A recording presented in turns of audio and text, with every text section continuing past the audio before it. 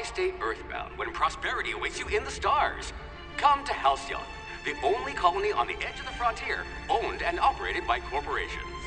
A trip of 10 short years will feel like mere minutes, thanks to the comfort and safety of your very own hibernation chamber. You'll wake up in a perfect society designed to maximize your productivity with guaranteed full employment. With only a minor term of service, you will become the master of your own destiny when you go out of this world to the Halcyon colony.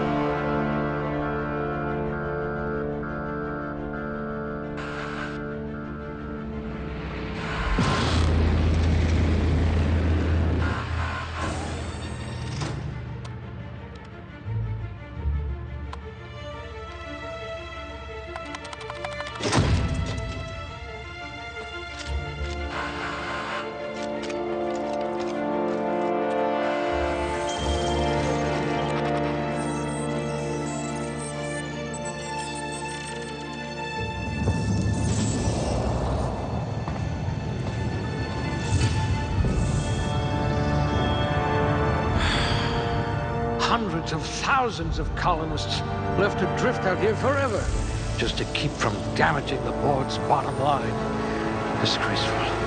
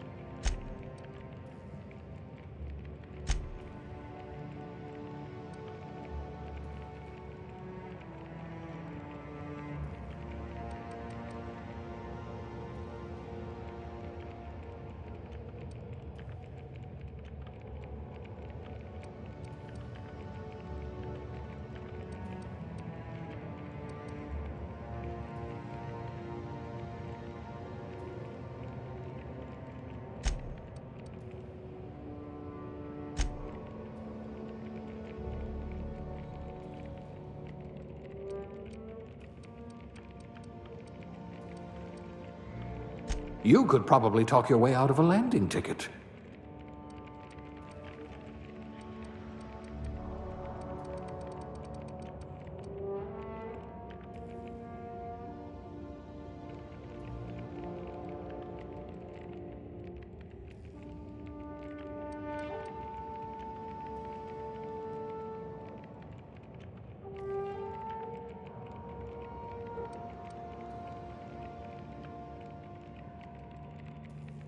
You are going to paint this system red, my friend.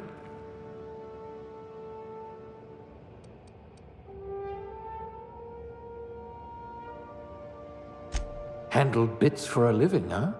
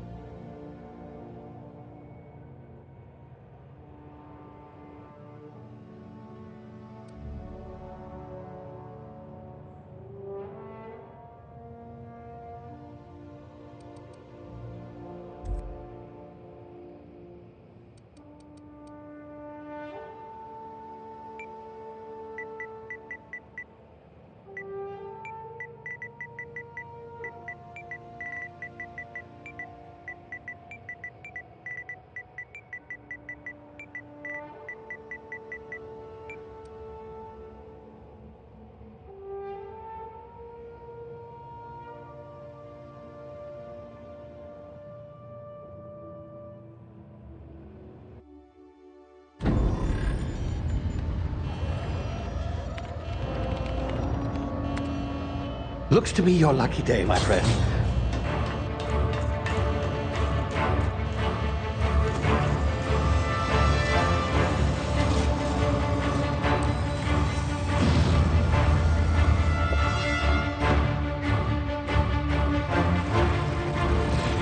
Please power down your engines and prepare to be... Not likely, bootlickers. Initiate skip jump.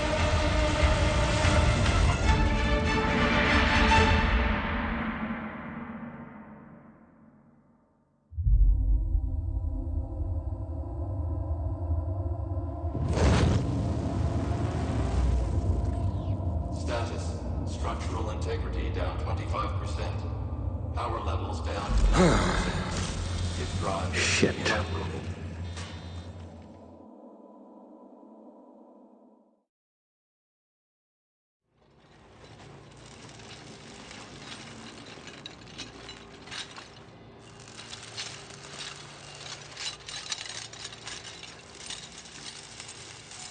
Ah, there you are. Wondering what's going on, eh? Bit of bad news there, I'm afraid. Your colony ship was inexplicably knocked out of skip space and forced to complete its journey at sublight speeds. This means that you and every other colonist on the Hope have been in suspended animation for 70 years, give or take. Normally, reviving someone after so long leads to some quite horrifying results. It's called explosive cell death, but it's really more of a liquefaction. Something wrong? Oh, yes, well, not to worry. I've pumped your body full of a special concoction I devised to keep you from dying so horrifically. Hopefully at all, but I guess we'll see, yes? Unfortunately, I used the last of my chemical supplies saving you. I know it's a lot to ask, but I must have your help securing more if we're to save the rest of your fellow colonists. I'd see it done myself, of course, but the board has a sizable bounty on my head. Now, my ship is inoperative, but I've managed to hire a smuggler to help you out. He'll be... Oh, I see we're in position. Good luck!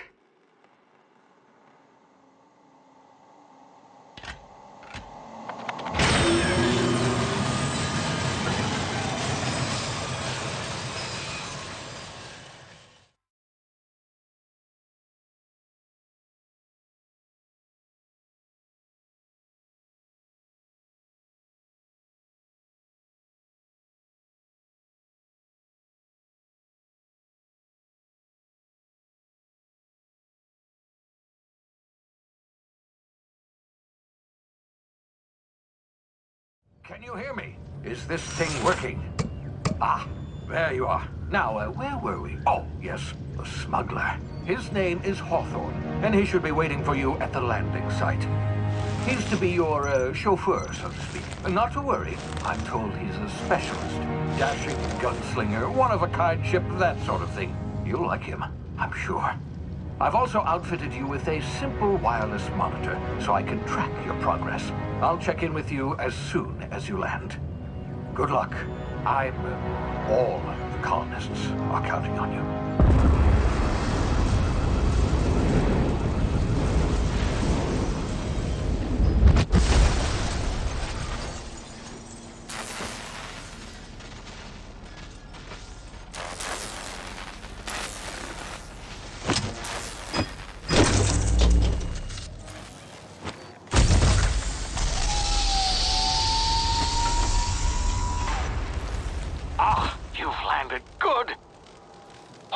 Should be close by.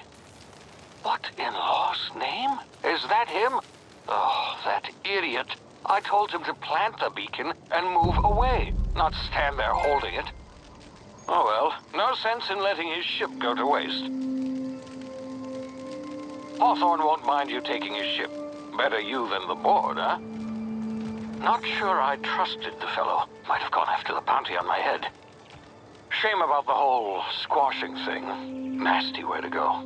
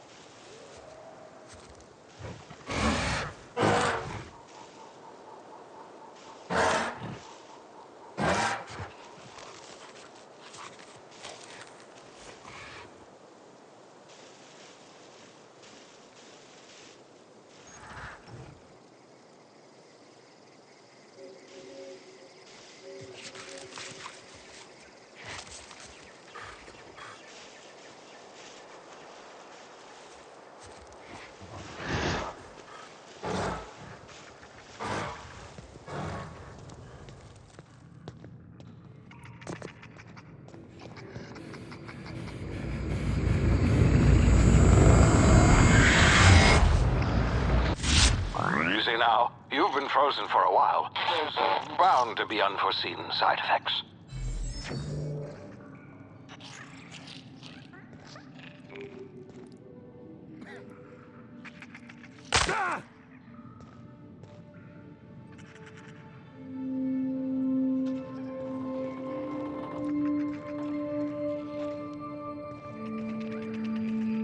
Hey, you, come here.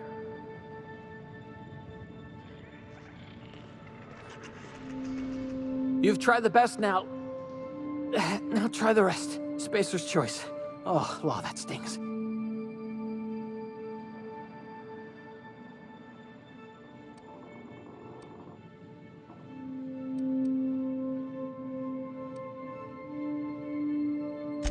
We were out on patrol.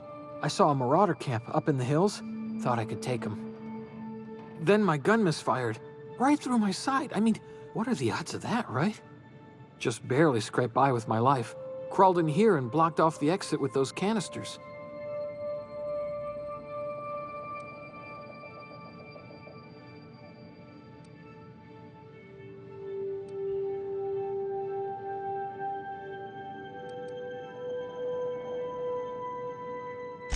Gibbering, flesh-eating, law-breaking, unemployed lunatics with guns.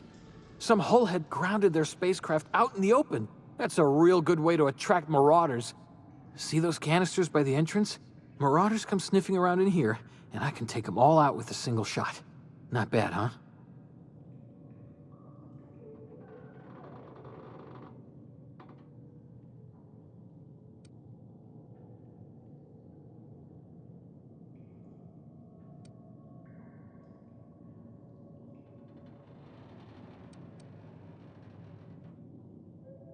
Yeah, okay.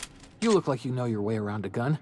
Got some spare ammo, not counting the bullet in my side. All Spacer's choice weapons are now 30% less likely to malfunction. You've tried the best, now try the rest. Spacer's choice. Yes, nailed it that time.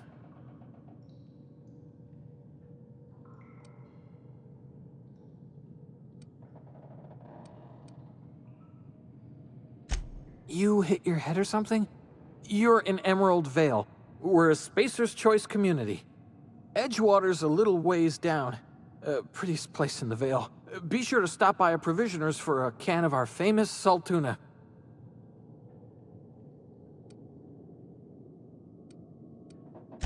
The Hope? Is that some sort of fancy new drug? Are you with Auntie Cleo or something? Don't take this the wrong way or nothing, but I'm not allowed to fraternize with Cleo workers. Company policy.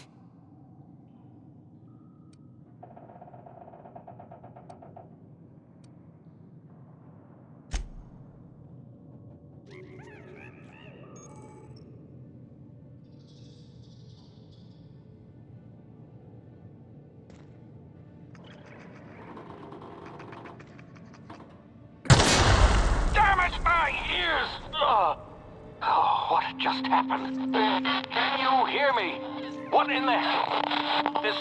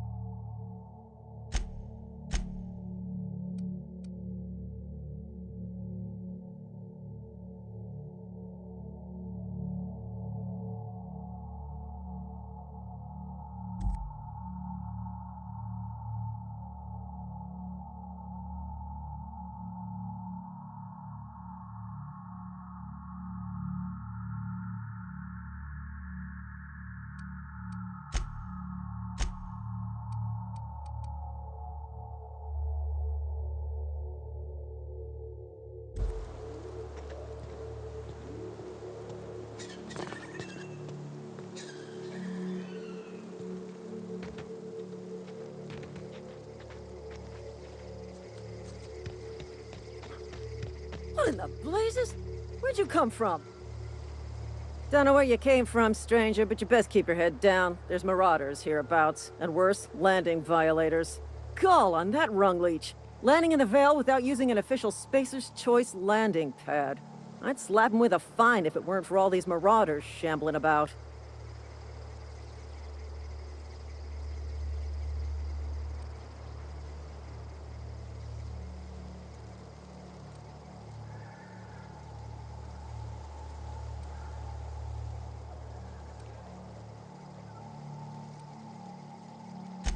Really?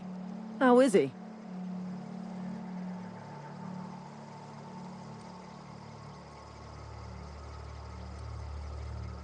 Well, that's a relief. You don't want to know how much paperwork's involved in paying off a gravesite fee. We'll see him back to Edgewater, just as soon as I cross these marauders off with the swift, cost-efficient fury that's made Spacer's Choice the most trusted brand in personal defense. I just, need a couple of winks to catch my breath. Stretch my legs, son.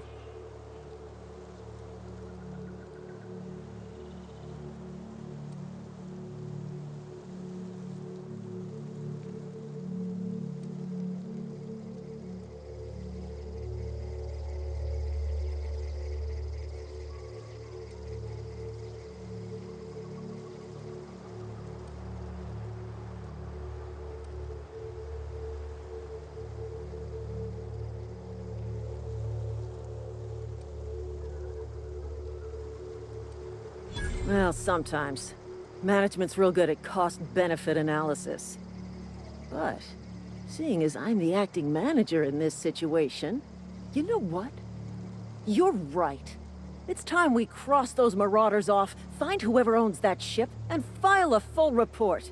Then it's gonna be fucking laminated. Here we go.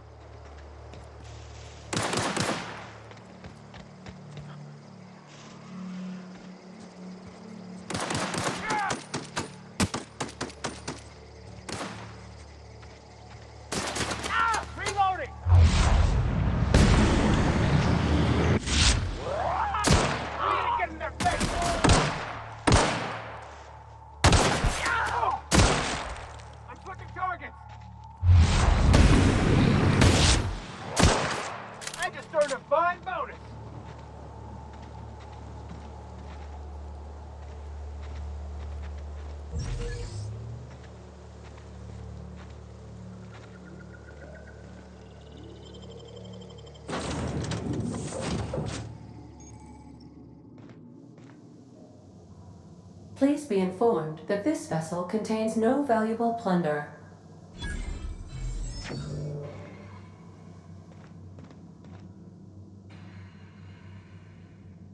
Marauder.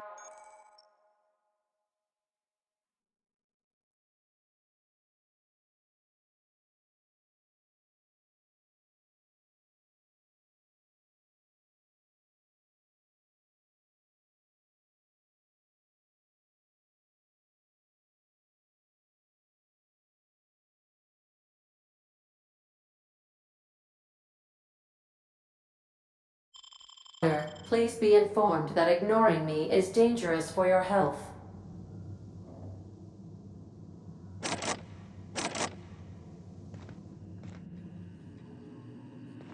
Unauthorized access of spacefaring vessels is a crime. Please submit yourself to the authorities. Back away from the navigation Hello. Please be informed that I am authorized to use violent retribution against unwanted solicitors. Please return any misappropriated equipment and exit this vessel in an orderly fashion. Failure to do so will result in your immediate destruction.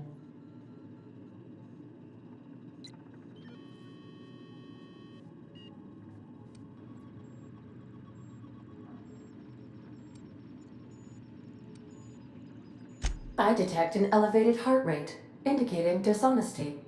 Please prepare yourself for lethal deterrence. Jettison procedures initiated. Disengaging airlocks. Preparing to eject all boarding parties in 5, 4, 3, 2, 1.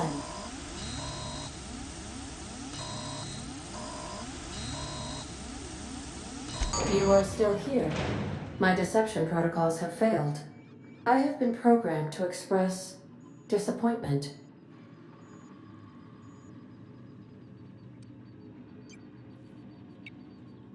This vessel is the registered property of Captain Alex Hawthorne. I am incapable of accepting orders from anyone other than Captain Alex Hawthorne.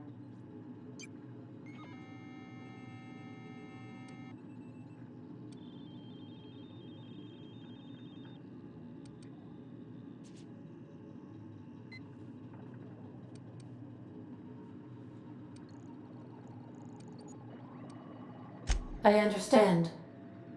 I will require some time to process this information. Thank you for your patience and for your honesty. I am programmed to take orders exclusively from Captain Hawthorne. If I accept your orders, then you must be Captain Hawthorne. Do you understand?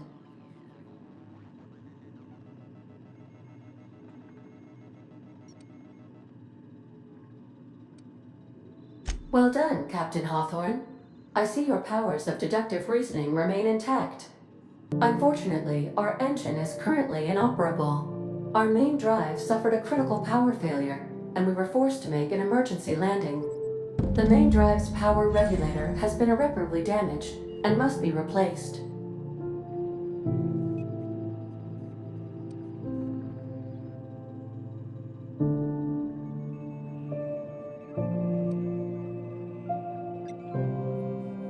The settlement of Edgewater is located nearby. I recommend speaking to the administrator of Edgewater and requesting assistance. I have taken the liberty of printing you a new captain's identity cartridge. Please try not to lose it this time. This cartridge identifies you, Alex Hawthorne, as the registered proprietor and captain of the Unreliable. Do you understand?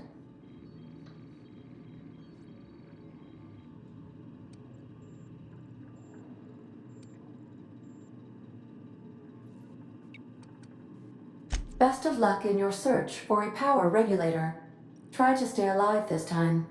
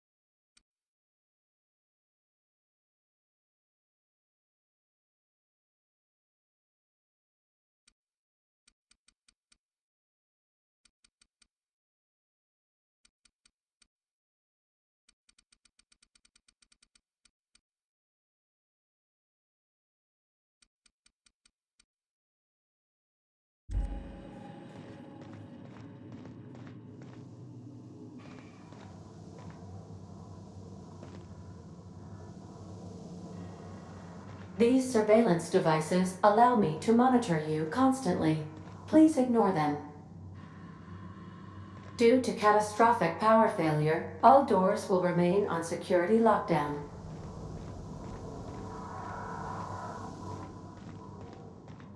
These are the crew's quarters. Alex preferred to travel alone, but he always had me.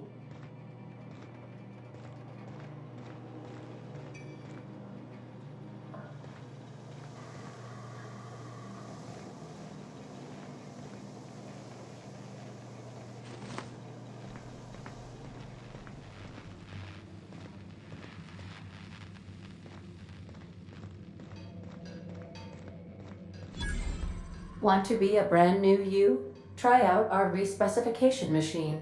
Alex installed it himself. Right before he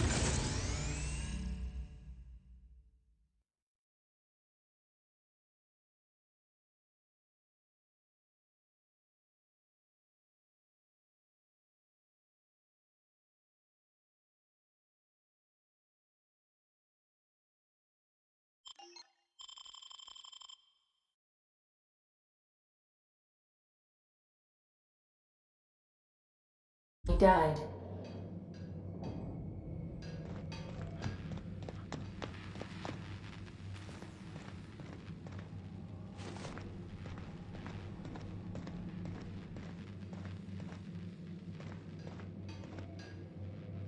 If your equipment is in need of repair or modification, the Crux 2000 workbench is at your disposal, Captain.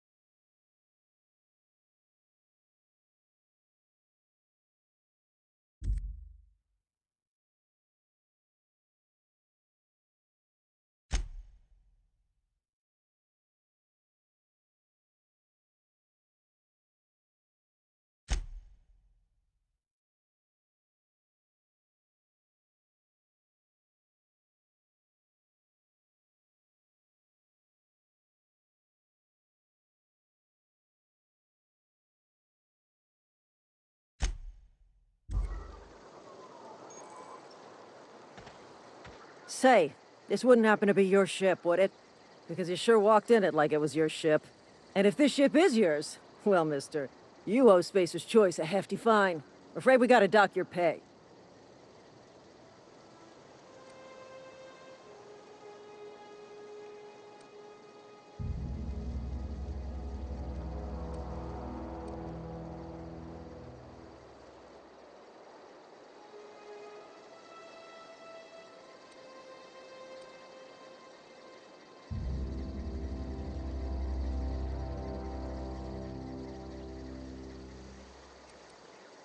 I'll waive your fee since you helped us with those marauders.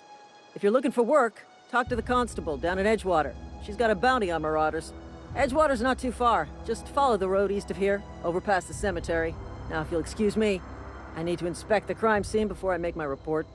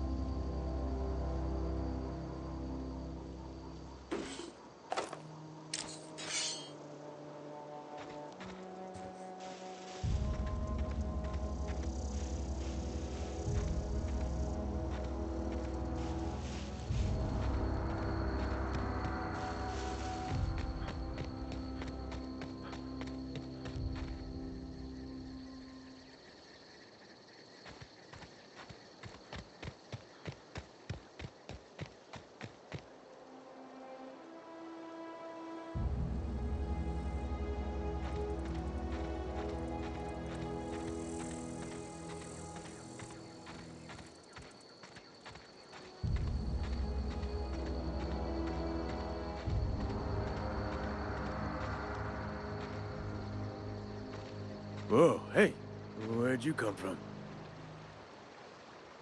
Don't go ambling out in those hills. That's marauder territory, friend.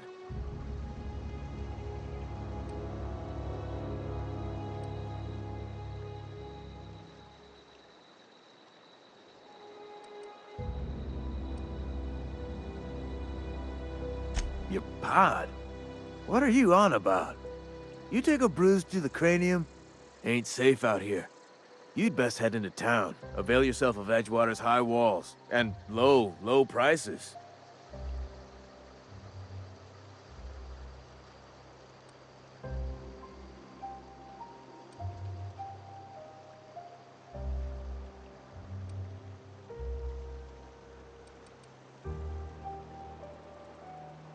Pleased to make your acquaintanceship.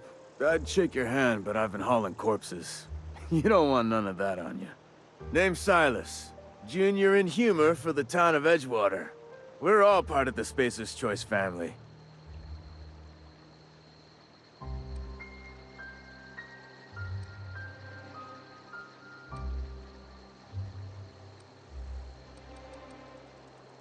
Definitely not the junior in humor, that's for sure.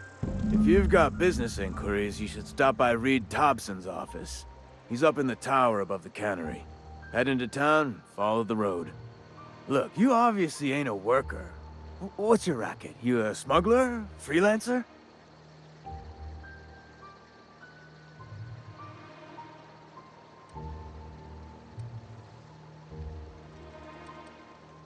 Edgewater is a company town, board-owned and operated.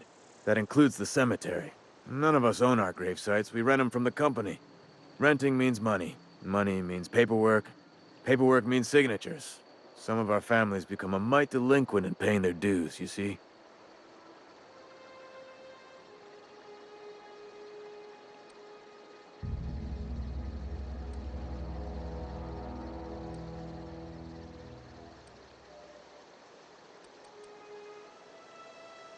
Company policy. If it was up to me, I'd put the whole town 10 feet under, free of charge.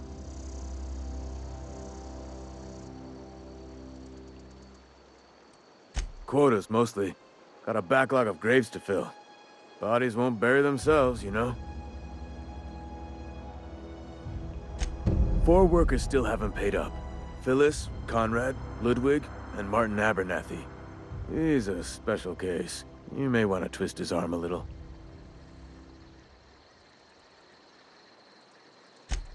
He just is. Look, I don't want to get into it. Just make sure he pays up. Conrad's got a barbershop in town. Phyllis works at the cannery most hours. Abernathy... I ain't seen him in a few days. His domicile is near the cannery. You'll find him in town. All except Ludwig, that is. He's over by the landing pad.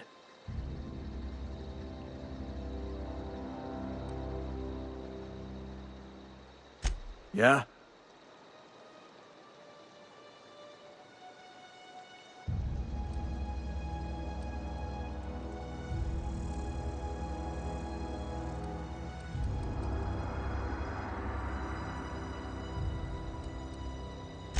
The colony ship?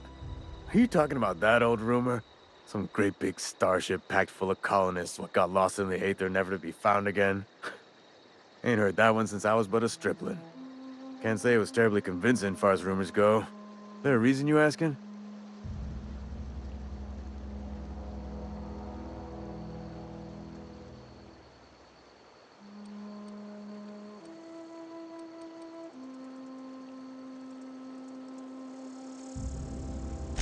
All right, easy now. No need to get your hackles up. Maybe you've been out in the sun too long. Why don't you head over to the cantina? Get yourself some zero-G brew. It's a brew that's good for what ails you.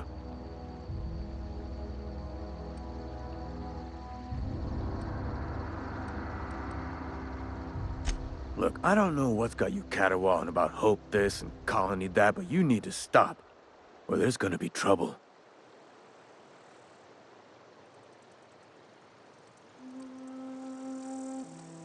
Trouble's in the asking. Board don't much care for folk running their mouths, spreading hoaxes and the like. Frankly, neither do I.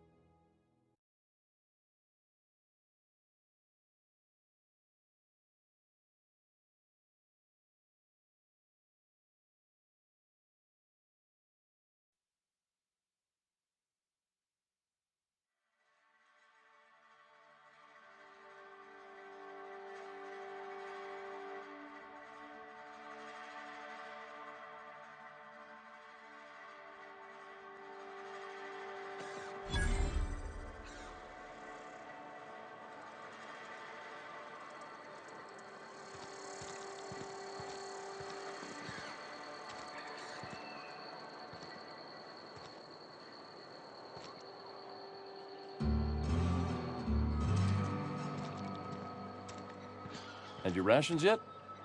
Yep. 2 whole cans of salt tuna.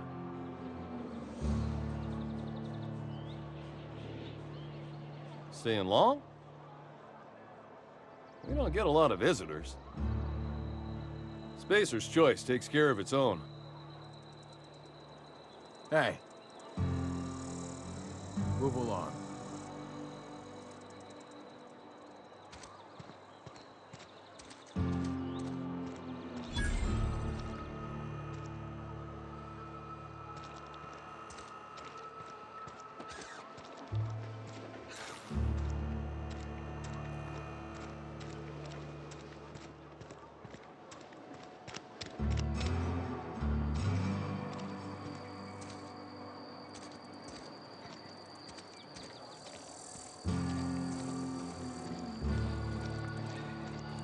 Sorry, I'll just be a minute. You had a minute. Next one comes out of your pay. Ease off the threats, friend. I'm going. Boss's orders. We all got quotas to make.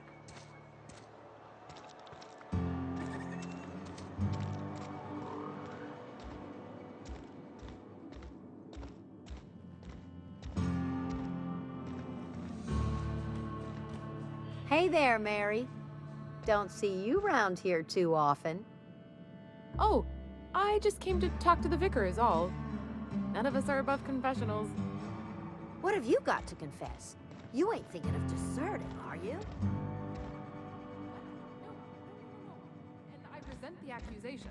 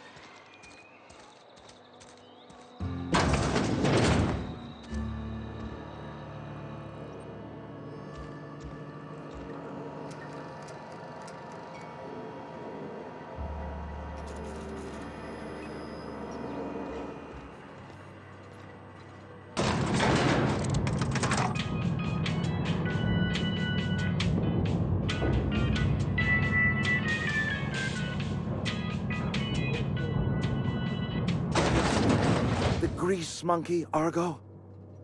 I'm sorry, Mr. Tobson, sir. You asked why it's taking so long to fix. The answer's technical. Seems we've got a guest.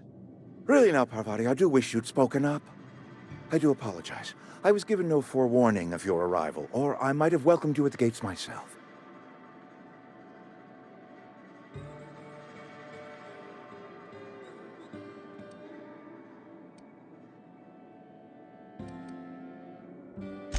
I'm Reed Tobson, Outpost Administrator. I cannot help but notice you are not in uniform.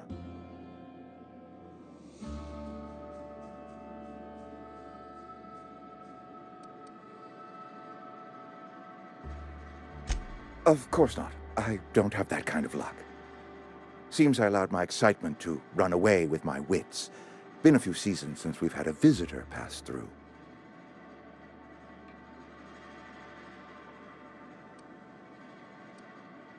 Only regulator we got is hooked up to the town transformer. Mr. Tobson ain't liable to be keen on dismantling it. I beg your pardon. I am most emphatically not keen on any such thing. I can't let you have our power regulator. But I happen to know of another one. And I happen to know exactly how you may retrieve it without frying yourself in the process.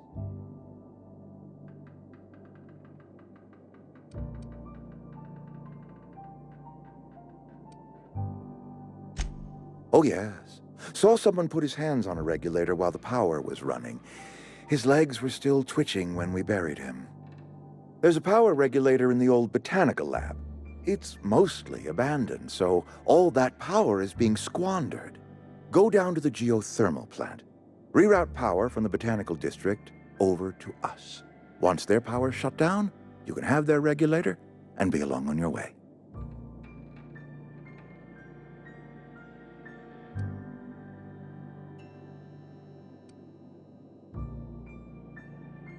The geothermal plant was built by our owners, Spacer's Choice. Lit up the whole Vale once upon a time. Most of the Vale is now abandoned. All that power is going to waste.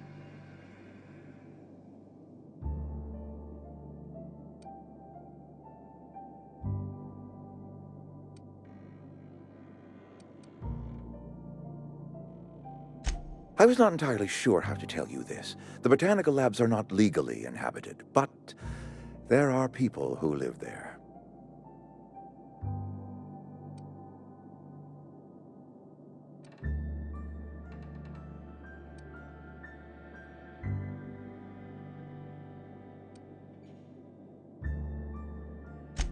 No, I do not imagine they will be pleased. But like a parent disciplining an unruly child, you will be doing them a kindness.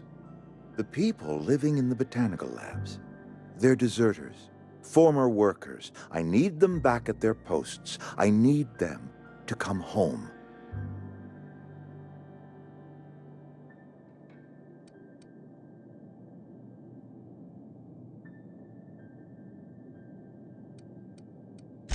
Edgewater is struggling. We haven't hit our production quota in years. If we don't meet our quotas this year, the company might shut us down for good. I need those workers back at their stations.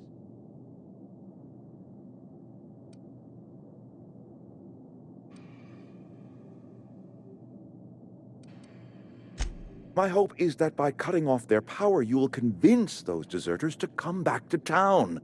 Before you go to the plant, I want you to stop by the botanical lab. Speak to their leader, Adelaide. Tell her the power's about to go, and that it's time her band of deserters came back to town.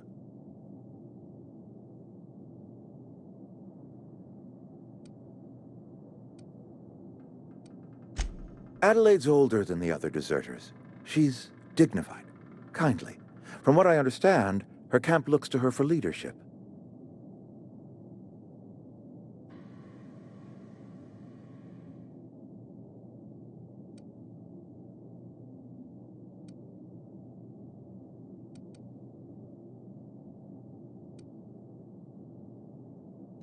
That is not a hypothetical I enjoy entertaining. We need Adelaide back. Nonetheless, I will settle for the return of her followers. We belong to one community, the Spacer's Choice family. If we dissolve into factions, then we will all perish separately. Adelaide will understand that.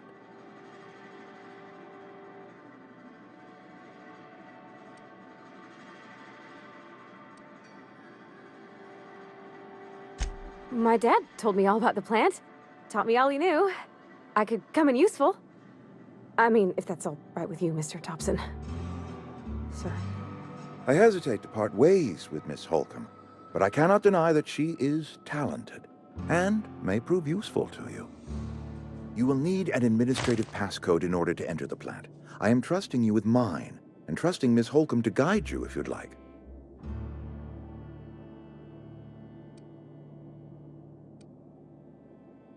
Great! I got my wrenches and diagnosticators and hairpins and engine tape, so I'm all set. Well, I am glad to hear that. Best of luck to you, and thank you again for your help. It is a lot to ask of a stranger, I know.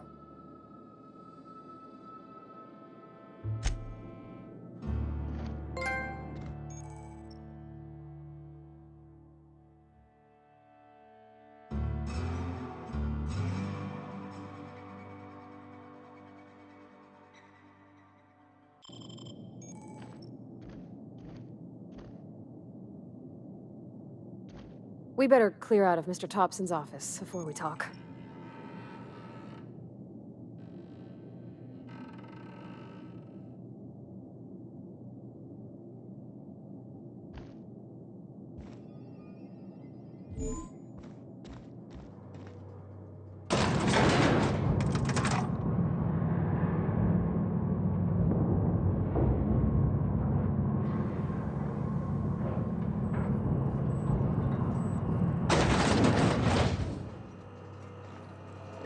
Hey, mister, can we talk?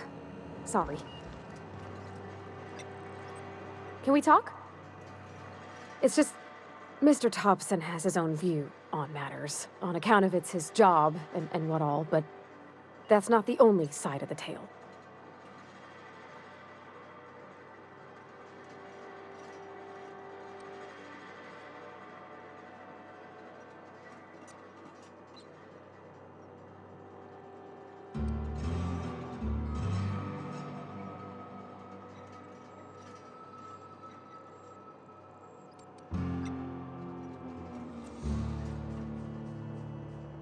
Oh, he ain't a liar.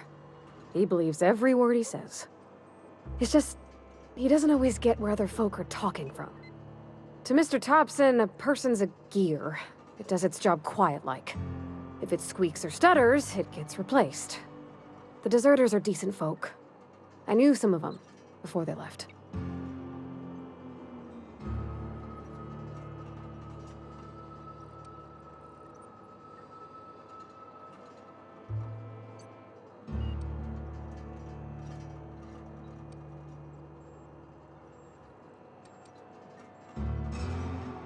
I don't know anybody well.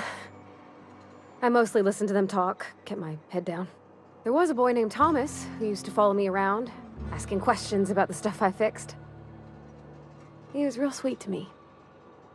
Not any sort of dissident.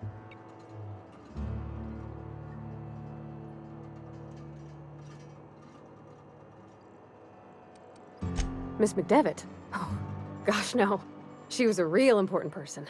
A flavorist. Made all the food taste decent. She used to work up in the big office with Mr. Tobson. All I know is she left after her son died. It was a real big to-do. I could hear them both yelling clear from my own place.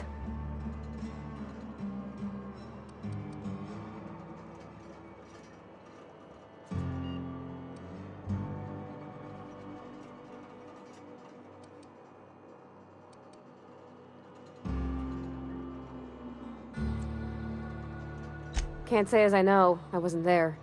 The sound carried, but not the words. If Mr. Tobson ain't of a mind to tell you his own self, you'd best ask Miss McDevitt, if you can get out to her.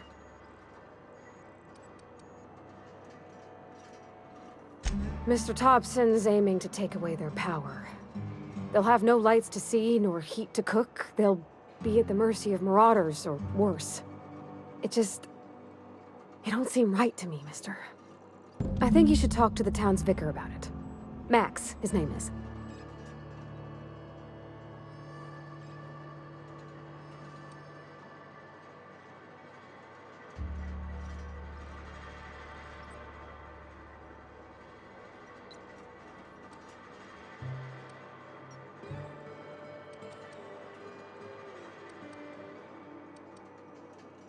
Thanks, mister.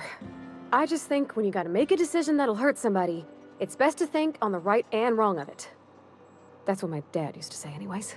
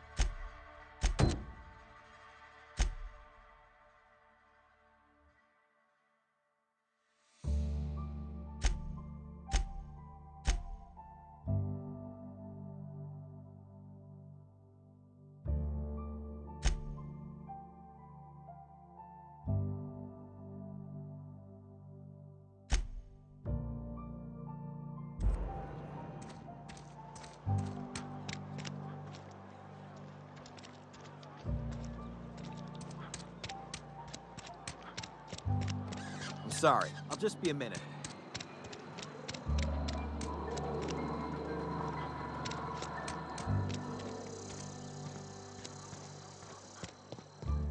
I've always felt weird in here. It's too clean.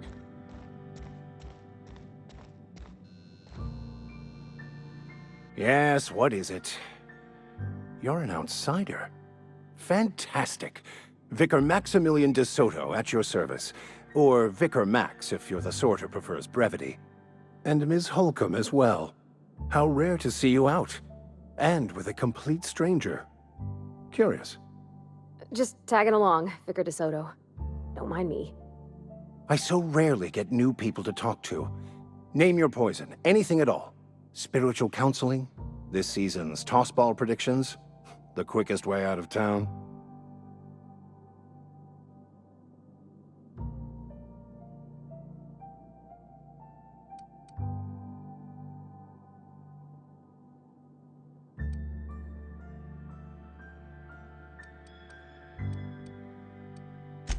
Not to put too fine a point on it, but your choice of wardrobe is not precisely common hereabouts. Also, you lack the distinctive worker gaze. Usually either a deadening behind the eyes, or in some rare cases, a wild-eyed frenzy, like a trapped animal. Pretty universal here, except for Ms. Holcomb, who, for some reason, doesn't seem to have much to say to me. Isn't that right? It's just... there's more to it all than numbers. Sorry.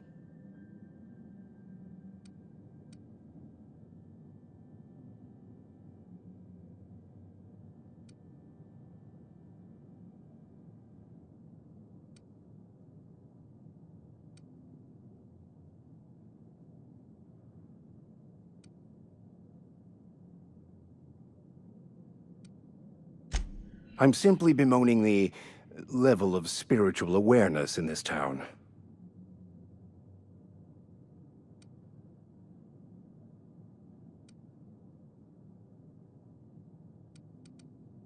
Yes. Yes, it is. But it's my job, and I take it very seriously. I must double my efforts to elevate my flock. These are good, hard-working people here.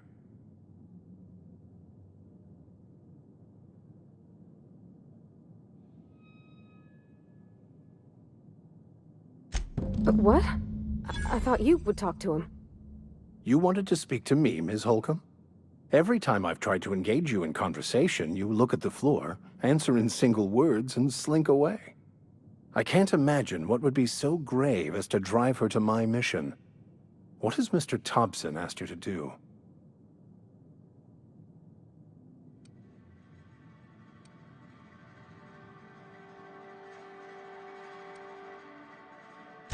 Depriving them of safety from the marauders and wildlife.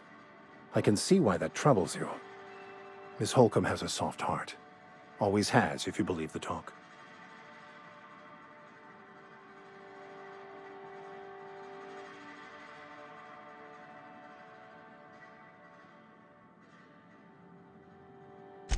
Assuming your goal is to save as many as possible, then you should bring everyone together. Send the power to Edgewater and convince the deserters to return to the fold.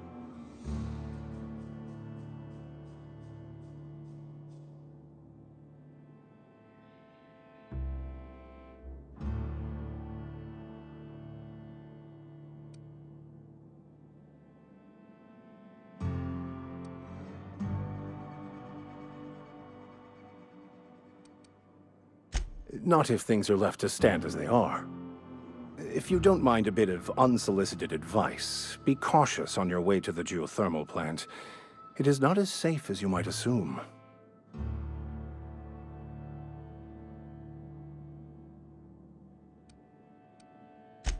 One of the reasons I transferred here was to fulfill my duty in hunting down banned heretical texts. I happen to know such a book is, as we speak, tainting a collector's library in Emerald Vale. However, the collector's residence lies outside the town's walls. My retrieval efforts have been thwarted by marauders who have overrun the property. Should you fare better than me, I'd pay a handsome sum for the book.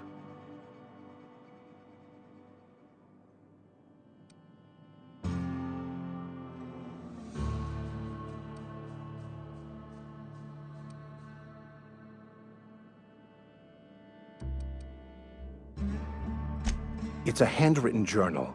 A faded blue cover with the name M. Bakonu handwritten in the lower corner. I'll mark where I saw it on your map. Assuming you're serious?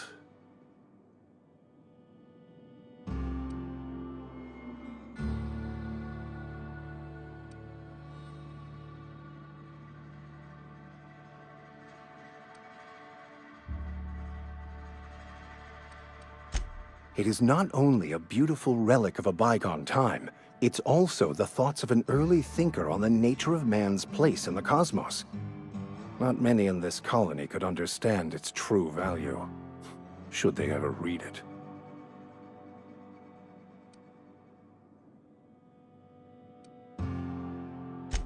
Thank you.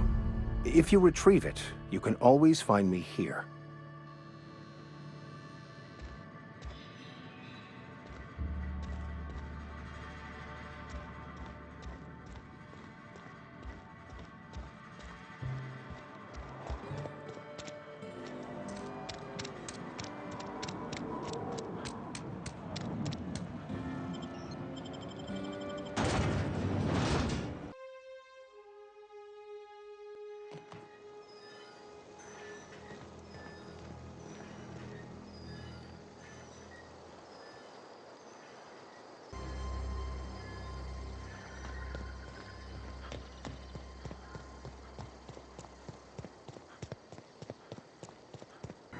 Moving.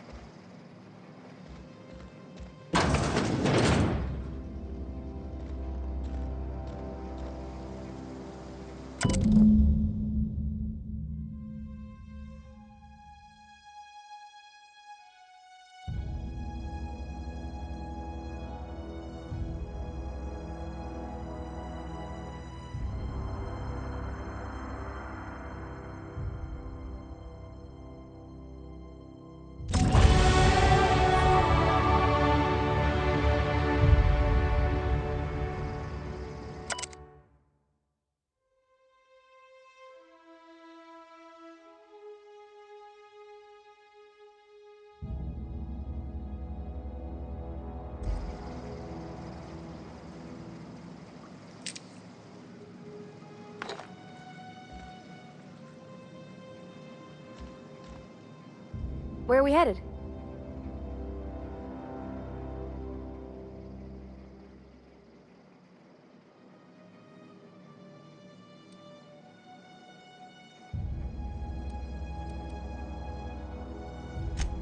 That's on account of how I never met her.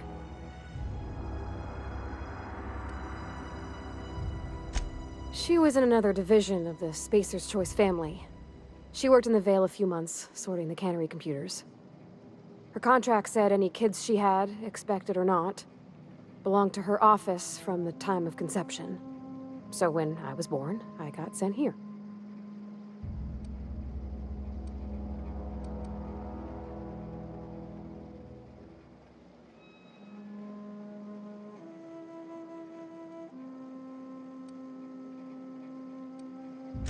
Well, I don't know about normal.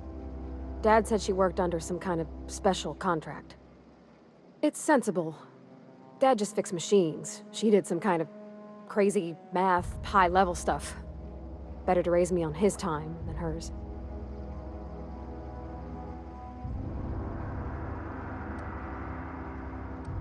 You mean about the mission being too clean?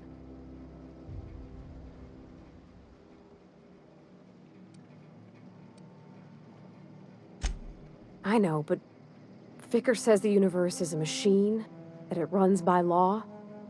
Real machines have gunked up oil, scratches, and worn bits. You can tell they've seen handling, been used by folk. The machine Vicker sees is one ain't never been run. It's not for people to live in. It's something on a museum shelf, under glass.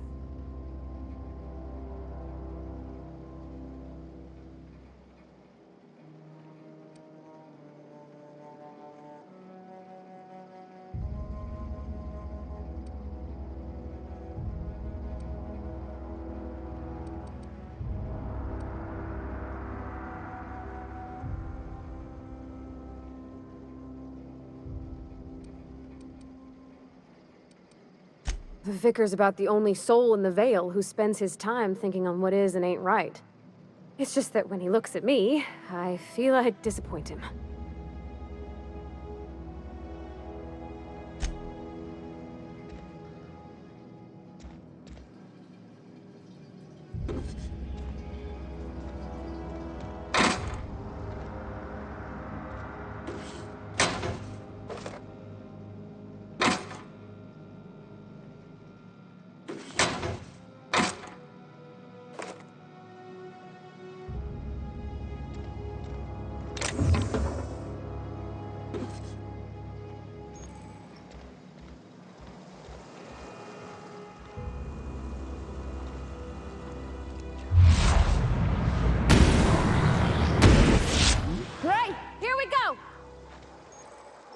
Don't mess with us.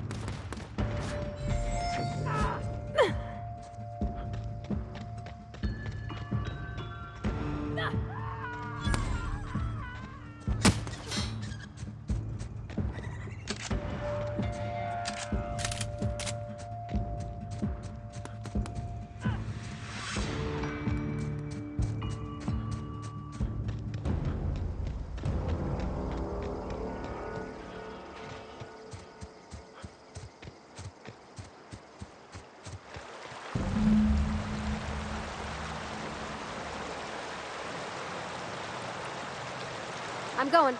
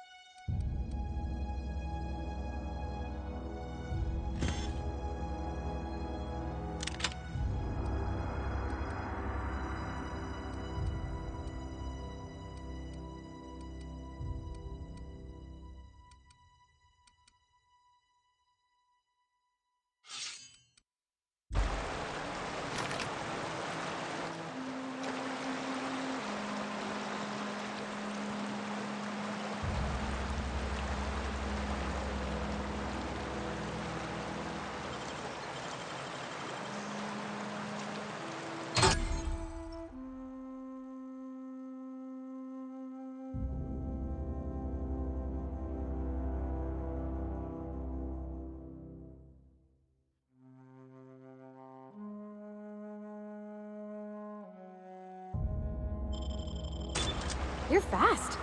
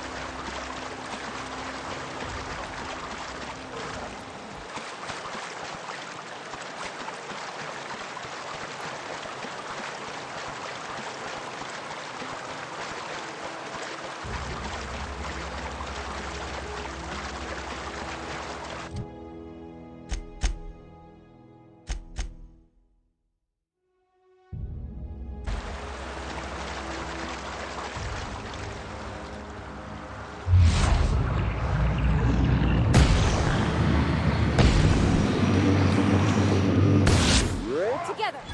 Oh, look at us. Come out. Incoming.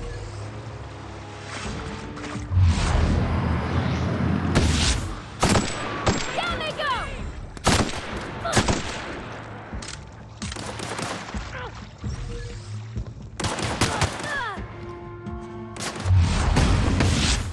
Got him off.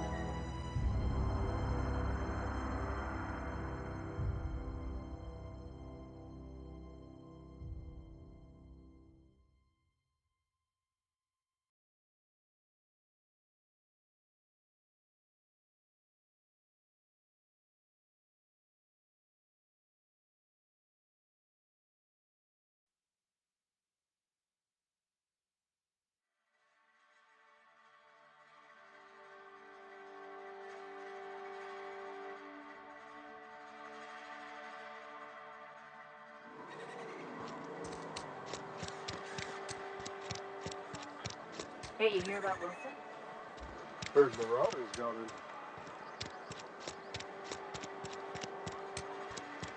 I've been feeling pretty low these days.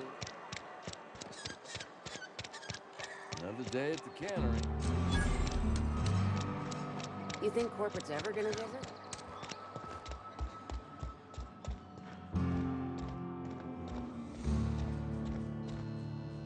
Any progress on that matter we discussed?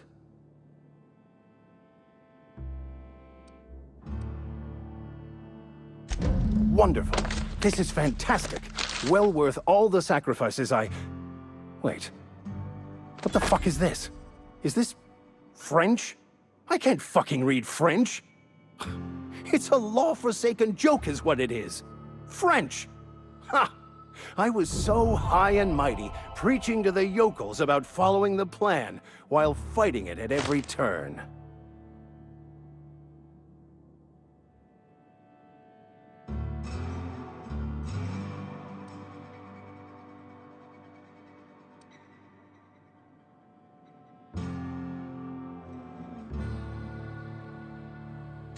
There is little more important than such a precious, rare text.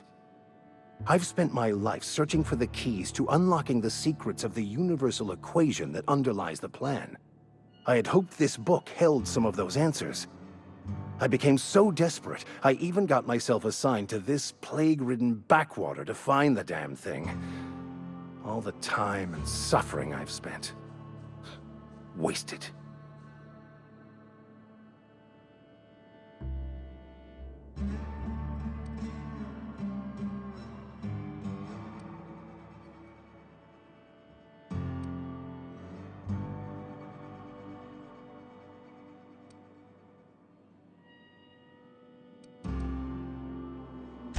Bokono, the author, had some interesting theories about man's perception of reality that I thought could be applied to our attempts to decipher the plan. Unfortunately, he was also one of the founders of the philosophist school of thought, so the book is banned in this colony.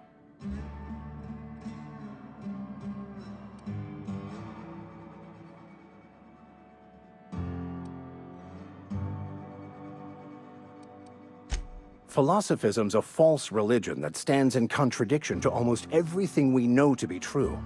They believe all is chaos, in stark contrast to OSI's belief in the plan. But most of the philosophist perversion of Bokono's thoughts came more than a century after his death.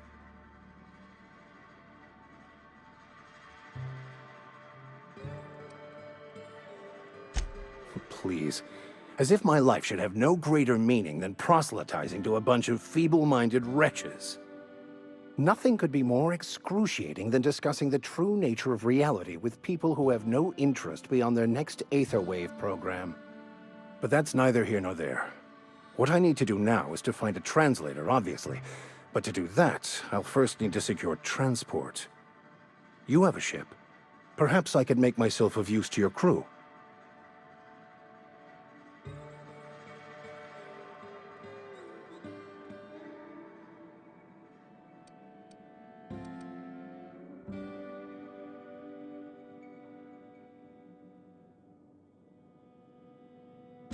Certainly. I already gave you most of my money, but I can offer you free spiritual counseling, and I'd be happy to watch your back. I'm pretty handy with a tossball stick, or any blunt instrument, really. I'm also a passable gun hand, if it comes to that. I can usually talk my way out of conflict, though. Oh, I'm fairly competent at hacking computers as well.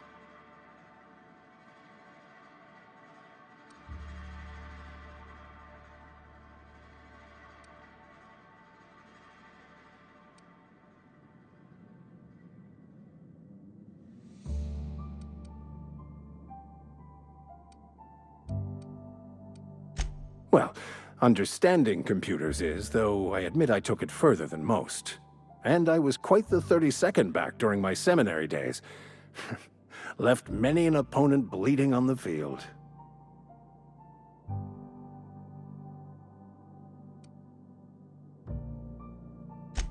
Of course. I'm a vicar who is dedicated to his calling. More dedicated than any other you'll find in this colony. I joined the OSI to help decipher the grand plan. But instead, I ended up the vicar in a prison due to ignorance and politics. Then I came here. Satisfied?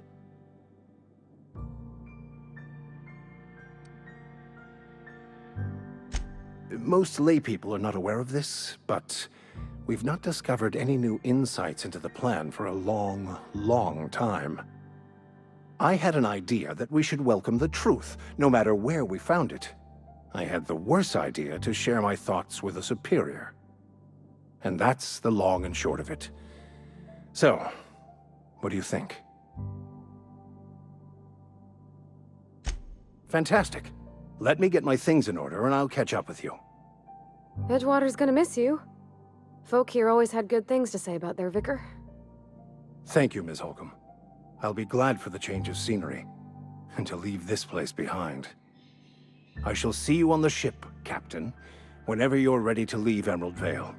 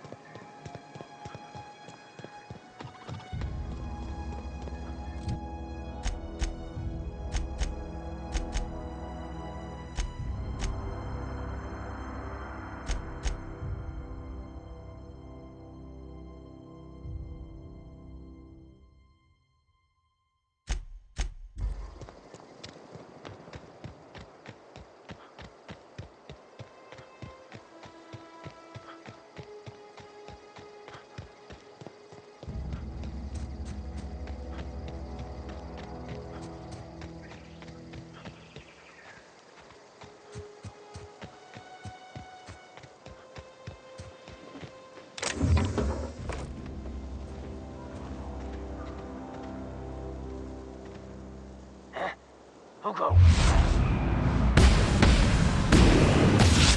We go. One. Don't mess with us.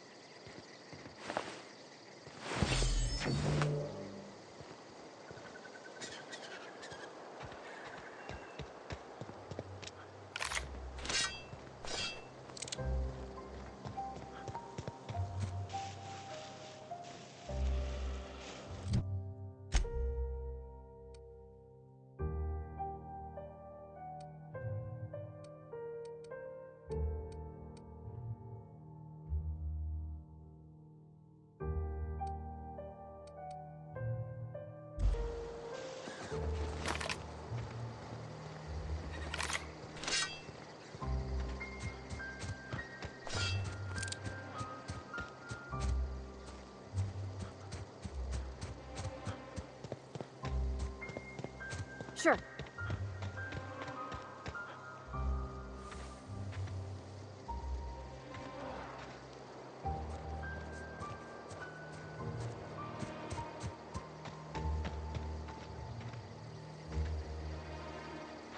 Got it.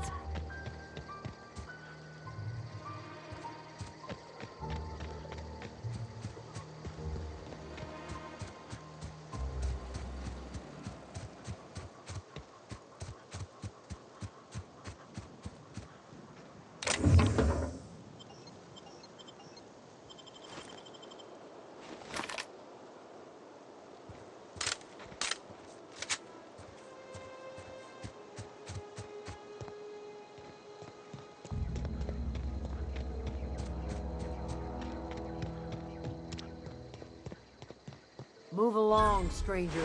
We don't want any trouble.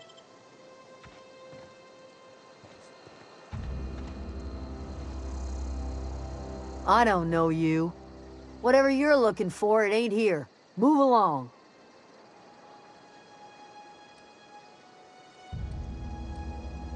Answers, huh? You must be one of those philosophicals. Already got ourselves one of those.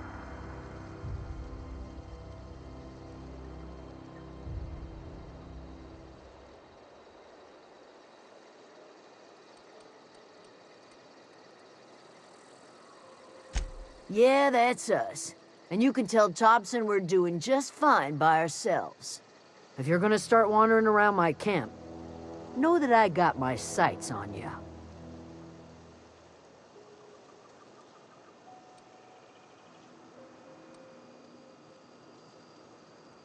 Over in the hothouse, tending crop. Enough with the questions. No offense, but I've got a lot on my mind.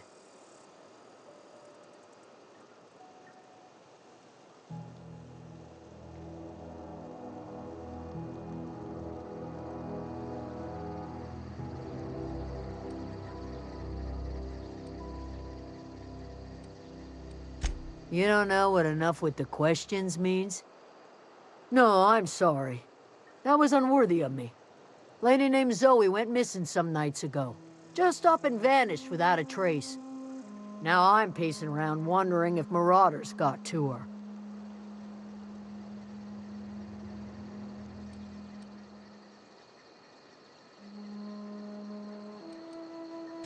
It's not like Zoe to go wandering. Figured she might be out scavenging, but that ain't exactly her talent. Can't imagine where she's gone. Vale's a wide place. She could be anywhere.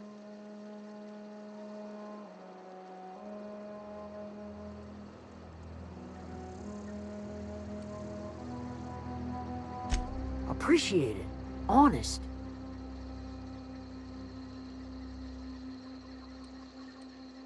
I'll tell you what I can.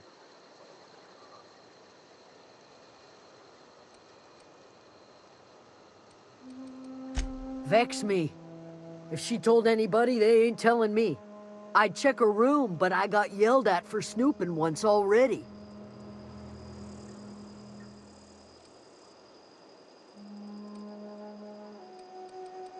Little ways ago.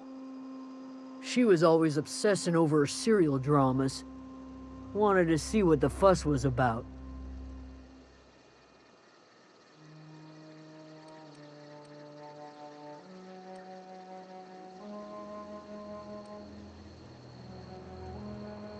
Could be. Dangers aplenty out there.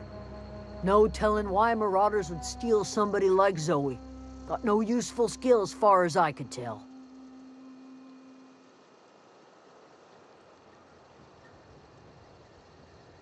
Marauder gang just moved into the districts a little ways east. Their numbers are growing. Gotta come from somewhere.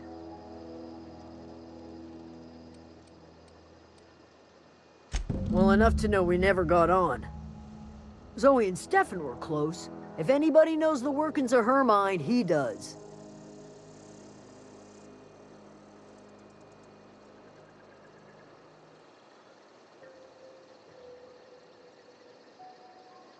She was lazy and thoughtless, but she's still one of our own.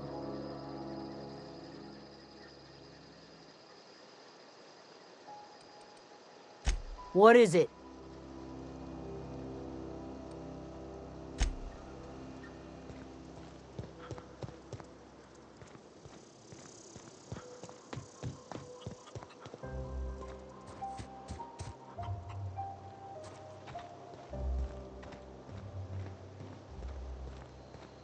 Oh, that's Thomas.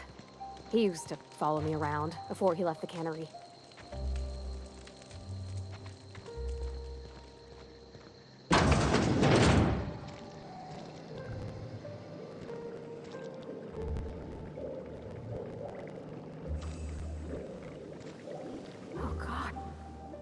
If you're hungry, there's meat turning on the spit outside.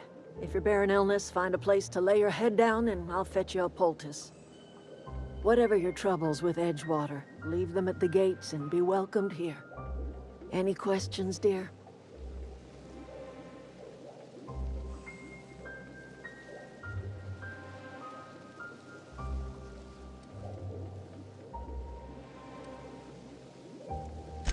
I have been called that, among other things. Green Thumb, grandmother, the strange old lady who keeps flowers. But yes, Adelaide will do just fine. Excuse me, Miss McDevitt? Sorry, it's just... You got such pretty trees in here. Why, thank you. You're Robert's girl, aren't you? I remember when you were but a sprout. Thomas speaks of you often. Are you staying long? You should try some of my tobaccorn tea. I brew it in an old spittoon, but it's been cleaned.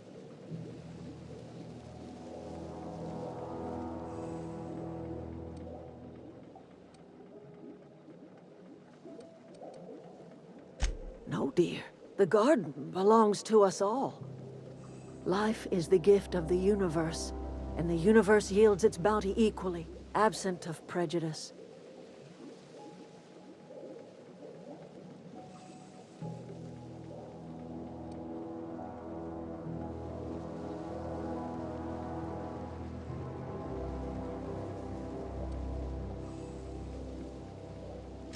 The soil around the Vale went sour years ago, but I found a way to sweeten it back up. The secret recipe is a little bit of elbow grease, a dash of love, and a heaping pile of special fertilizer.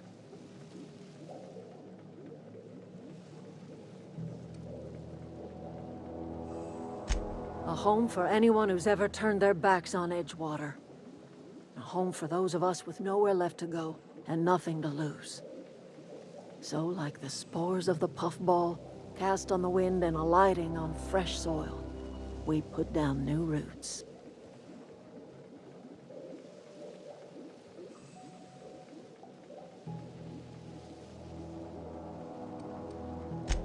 It is an unpleasant story, dear. But the short of it is that sometimes one wakes up and realizes the place that was once her home for much of her life has changed. The home in which we spent our lives has left us behind, and so we must move on. And that is as much as I will say on the subject.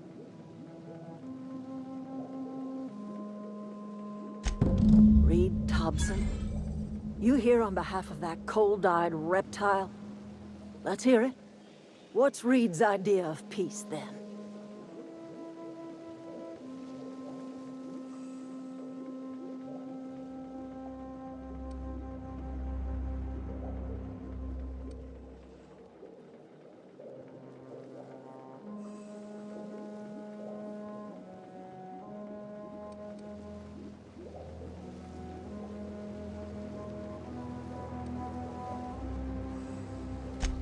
Make amends.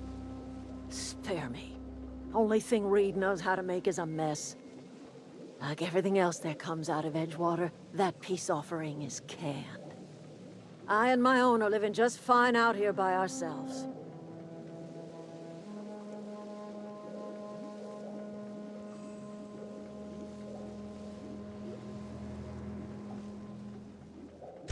He would do such a thing. The question is, why would you agree to his plans?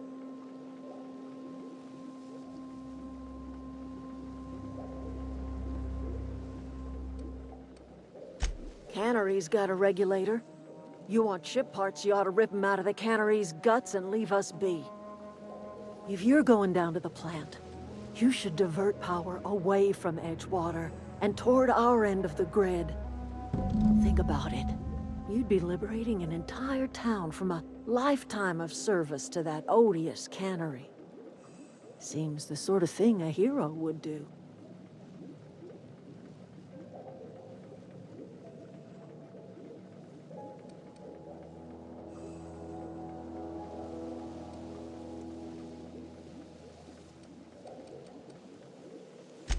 I trust you will listen to your conscience.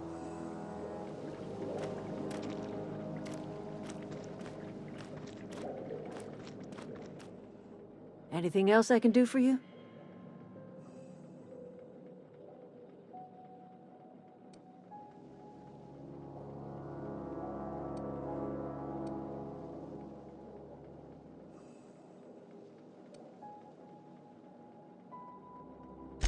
That's not strange at all, dear. Few of us truly know where we are. The world can seem like a forest without end, and it is all too easy to lose one's way. But we must remember that being lost is the first step in discovering yourself.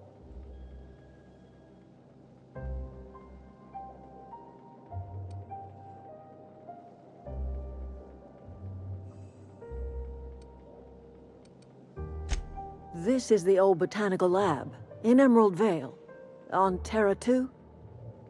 By the look on your face, I'm guessing you're not quite following me. Are you not feeling well?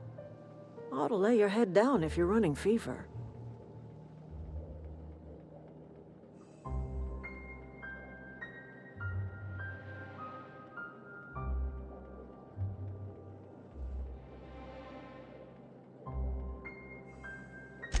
Are you talking about an escape pod of some sort?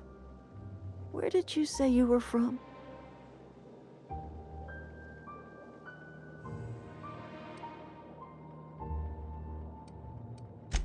Is that a new settlement of some kind? I haven't kept news from outside the Vale.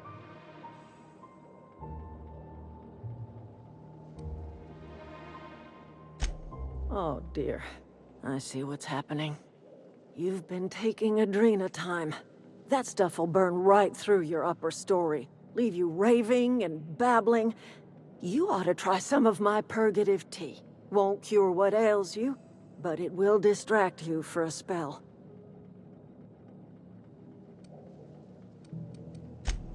Maybe I do. I don't know yet. Growing up, I heard my folks talking about the Hope. Always believed it was just a story we told ourselves to keep our spirits up. Listen, don't you worry about what I think. That's not important. Worry about what the board thinks of you going around talking about lost ships from decades past.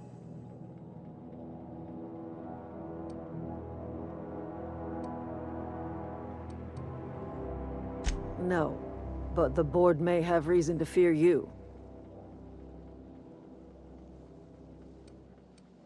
You carry on about coming here from another world, and people will talk. Talk leads to questions. Ask enough questions, and the board comes answering.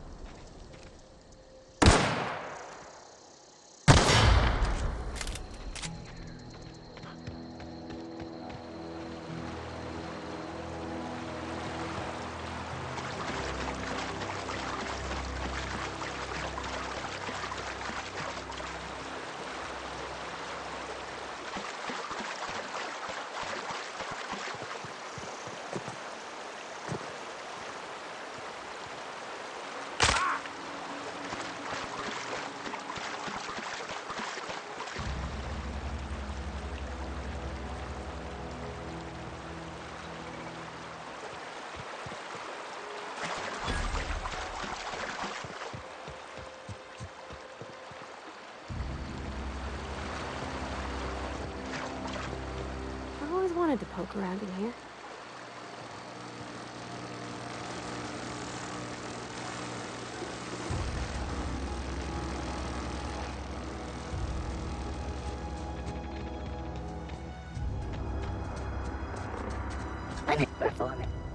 Here they come!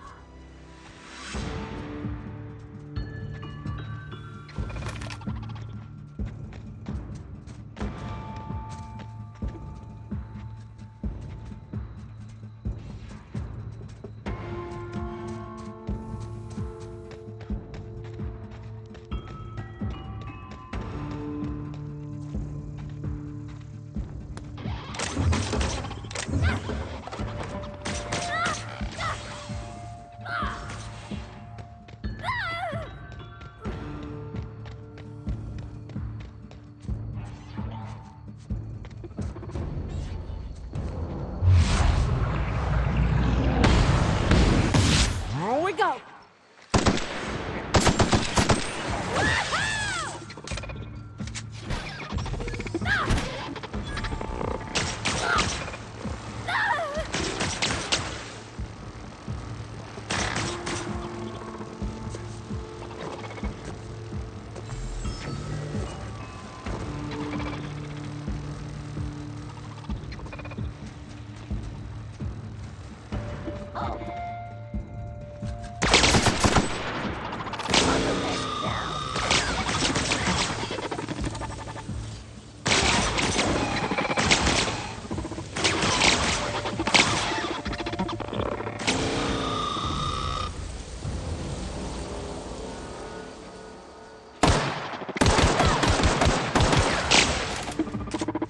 System alert.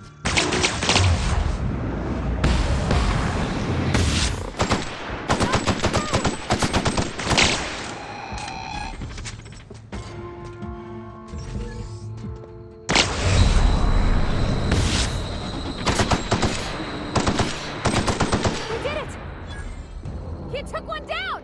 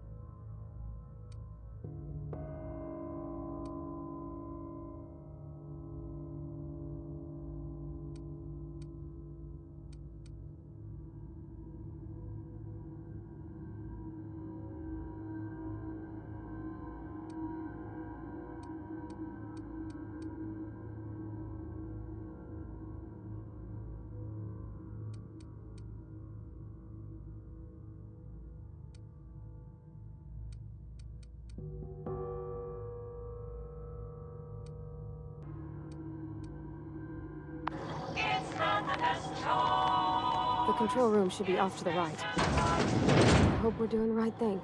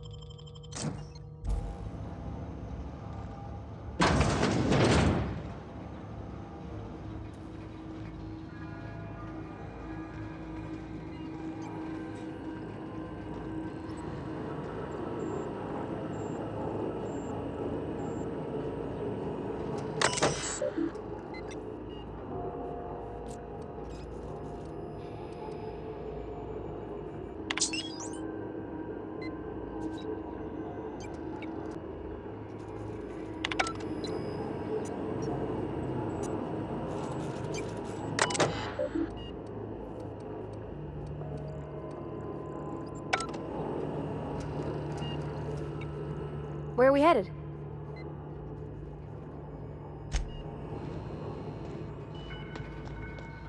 Three switches. That'll be easy enough.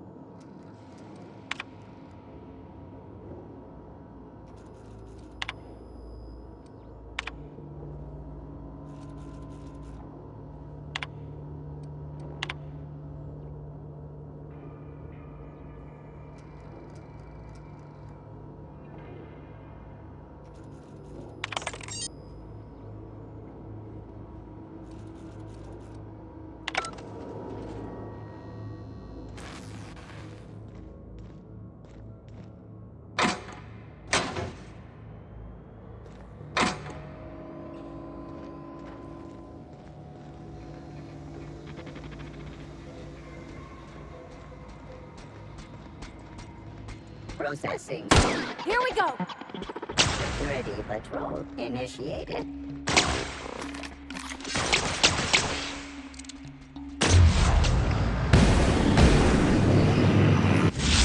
Get past that armor!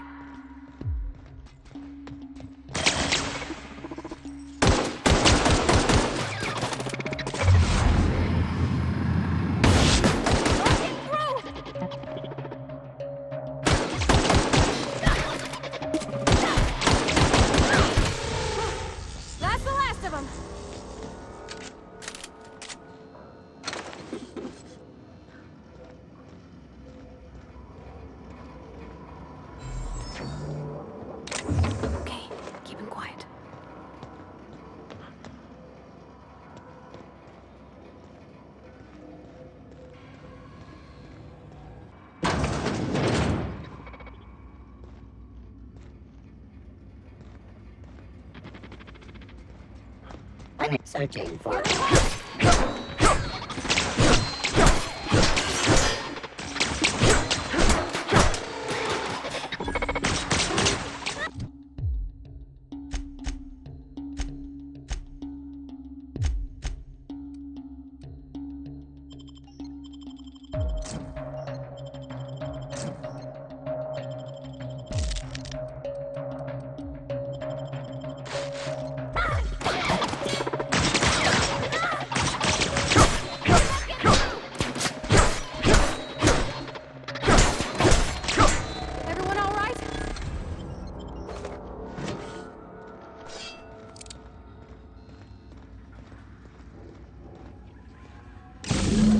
Two more. What'll happen to Miss McDevitt's folk if we send power to the Vale?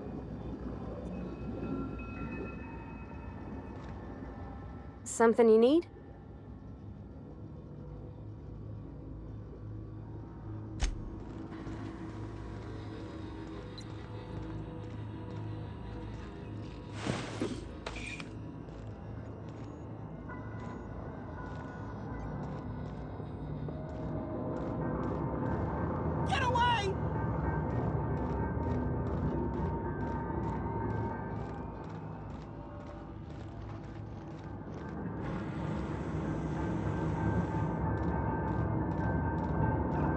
Not real. You're not real.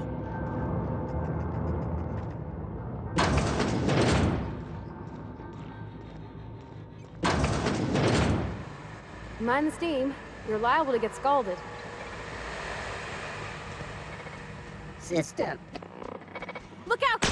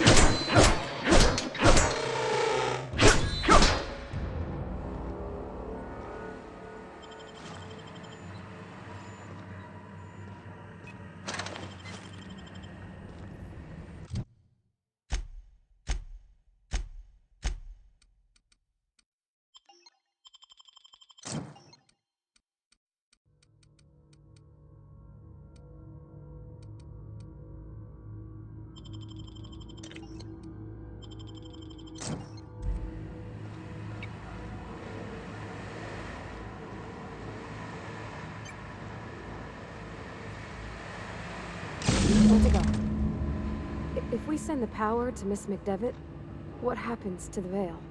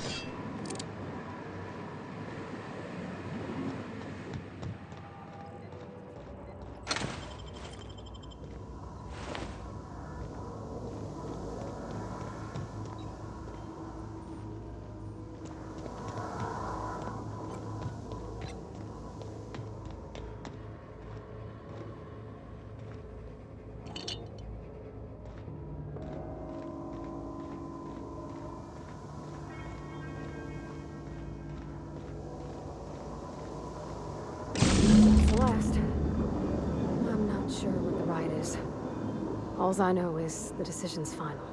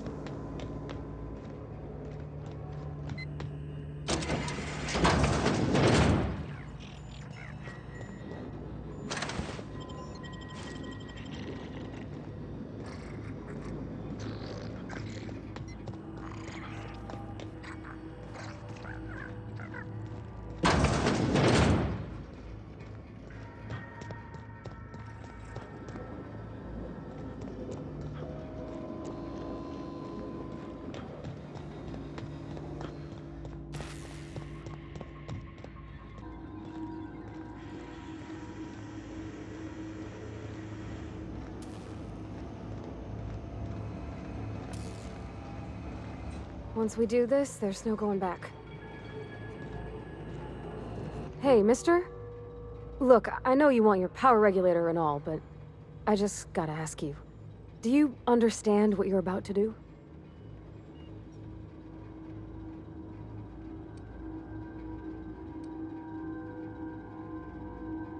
I don't think you should cut off Edgewater's power. I think it would be cruel. I'm sorry. That just sort of came out all at once. Edgewater's hurting. We've been losing workers year after year, and corporate hardly ever sends replacements. There's barely enough saltuna to fill our bellies anymore. But the town's got some good people in it. Decent, hard-working folk just living their lives the only way they know how. They don't deserve to be punished.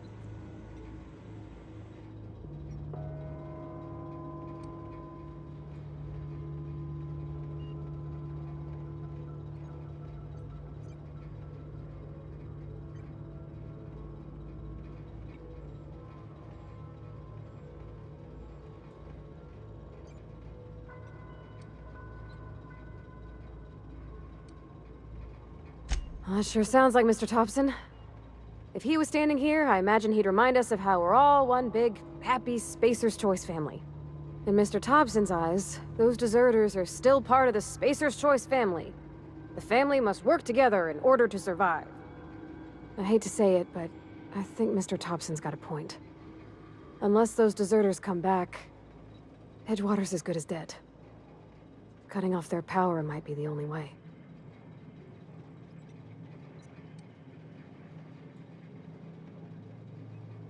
Miss McDevitt's built something beautiful.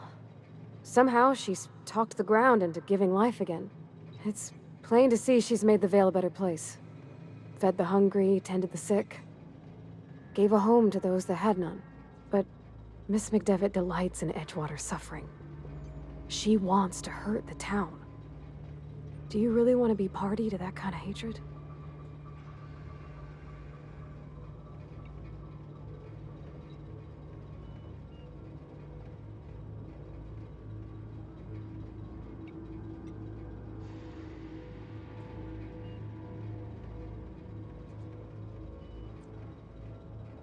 Sorry, I didn't mean to babble on like that. I felt like I had to say something.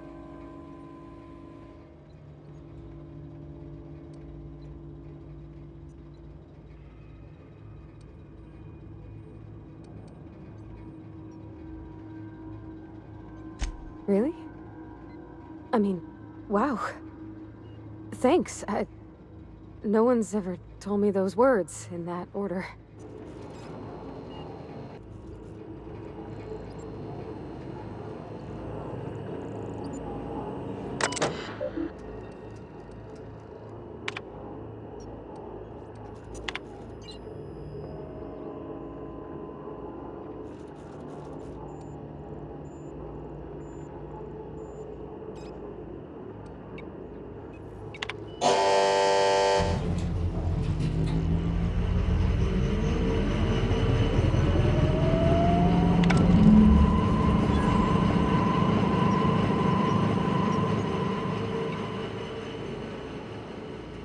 I think you did the rightest thing you could, sending the power back to Edgewater. A lot of people would have suffered otherwise. People I care for. Even if they ain't care much for me.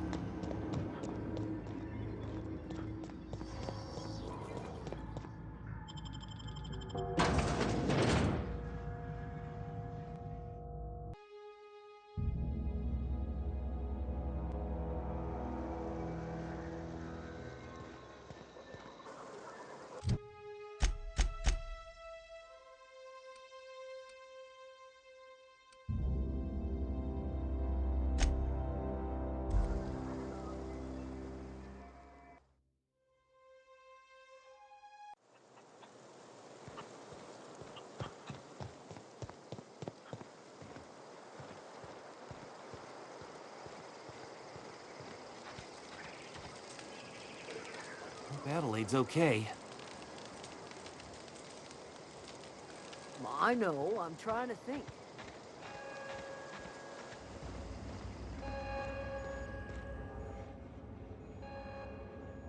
That's the thing about growing old. Your eyes start to fail.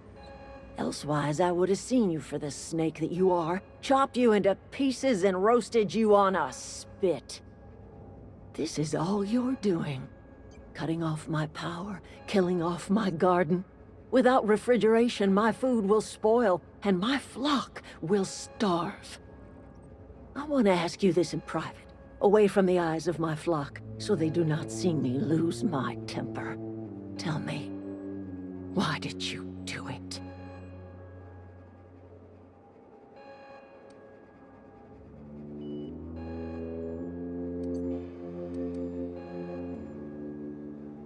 You want my flock wasting their lives in that cannery? Fine. Go and talk to them. Go talk to Grace and Thomas. Look them in the eye and tell them their life here is over, and the only thing left to do is go back to Edgewater. This is now your responsibility. And you tell Reed Tobson that I will never return to Edgewater. I would rather die among my flowers than live under his management.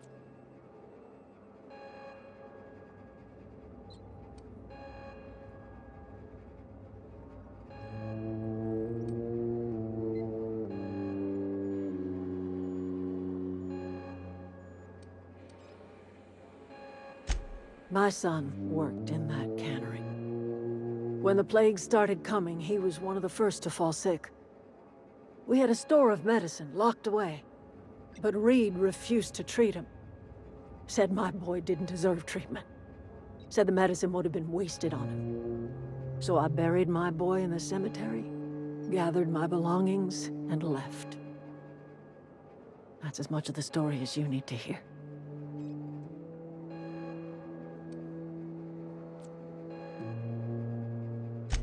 As long as Reed is still in Edgewater, I will not return.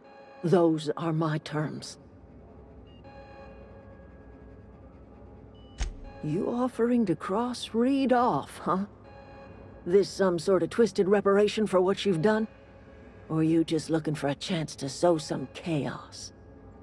Kill Reed if you must, or talk him into leaving if you can. He and I are not sharing the same four walls together.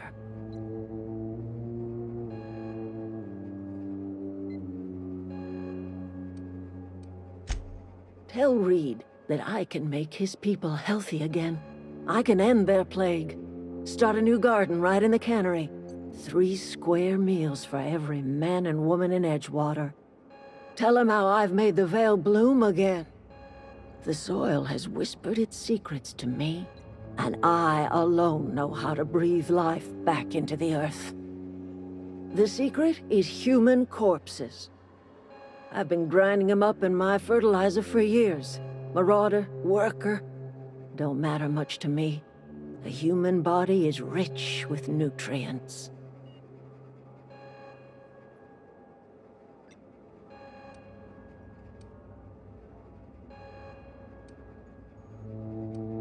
Edgewater Cemetery's got corpses aplenty, enough for a generation's worth of crops.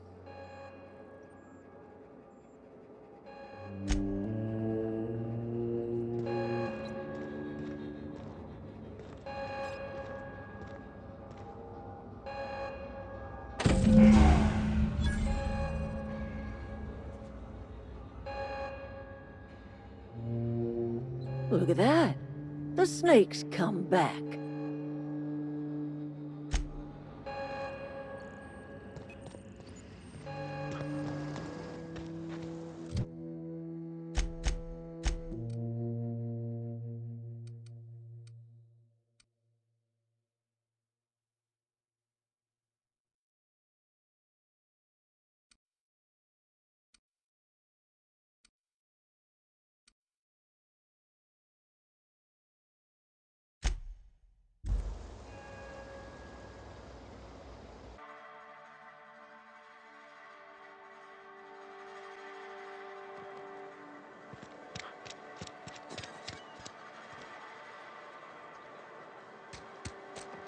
Heard something outside the walls today.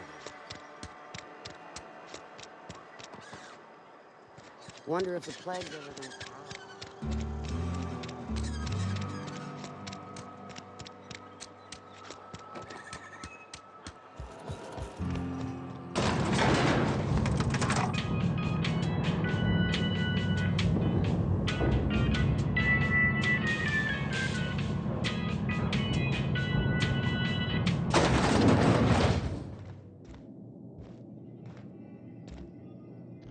This is a fine day, friend. Power flows through our town like a cool stream of water. I trust Adelaide's people have seen their way to reason. So, when can I expect them back at their posts?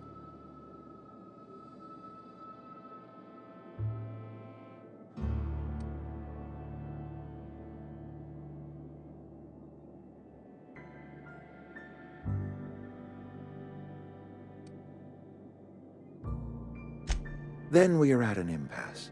Stewardship over this town has been entrusted to me by Spacer's choice. I am not perfect. I have made my share of mistakes, but I have done my best for this town.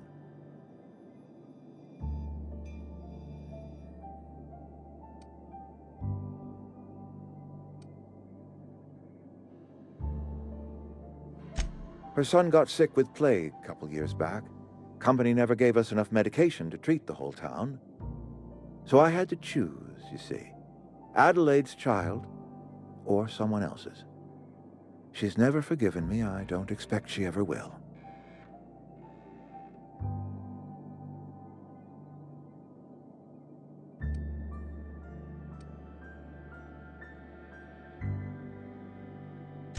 I'm a Spacer's Choice man. My father was a Spacer's Choice man. Edgewater may not look like much to some buttoned-up freelancer, but it is my home.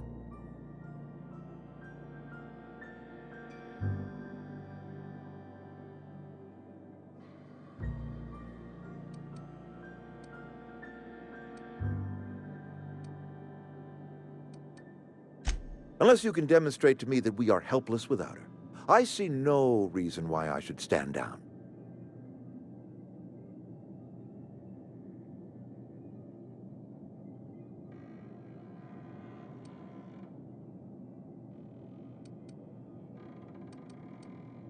You'll excuse me for being skeptical. How exactly is Adelaide growing crops in barren soil?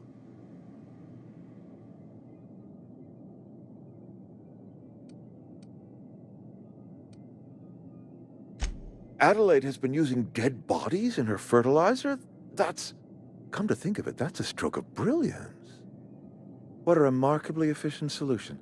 Recycling Spacer's Choice property long after its date of expiration. I was wondering about those missing bodies in Silas's cemetery.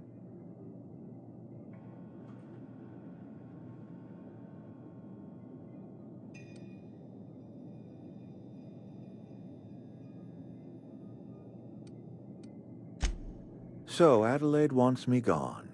Trade my life for the life of the town. You understand what she's doing. If I leave town, I'm as good as dead. If I stay, Edgewater will die of attrition. Adelaide has discovered some secret cure for the plague, and she is holding my town ransom.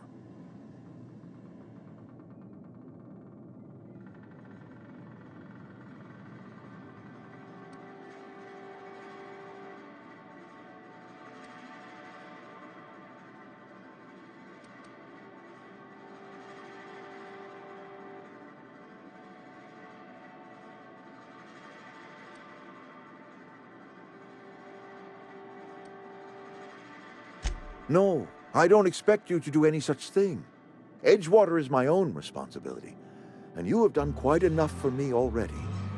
If Adelaide's found a way to feed her people and cure the plague, then she deserves this office more than I do. I won't stand in her way. My life here is ended. Give me a little time to settle my affairs. I'm sure Adelaide will be glad to see the back of me.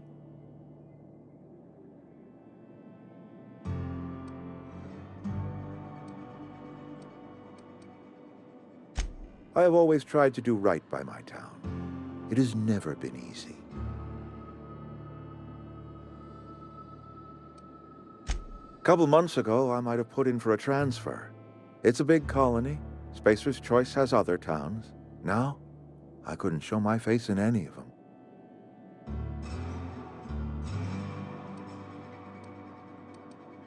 No such thing as an honorable resignation. Suppose I could find a place outside the walls, or put in for early retirement.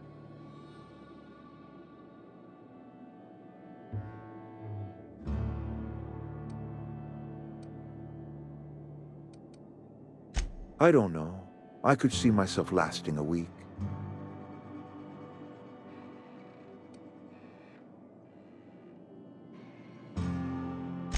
I do.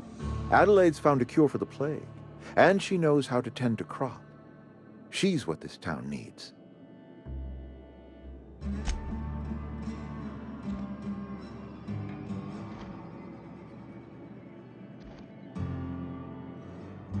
Something you need?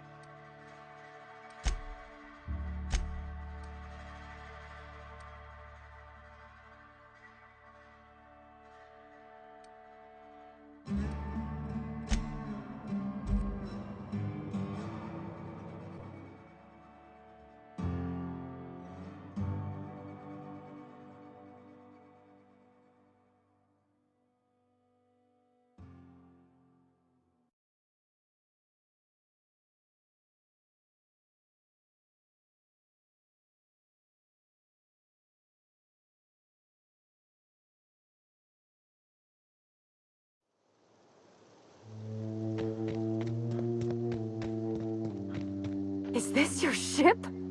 Oh my stars, she is just so handsome! Does she have a name yet? What's her drive model? Oh, gosh. Listen to me babbling. When I was in Edgewater, I dreamed of flying on a real ship, working on a real engine, belonging to a proper crew. I'm the only decent mechanic Edgewater's got, but every time I think of going back, I get this sinking feeling.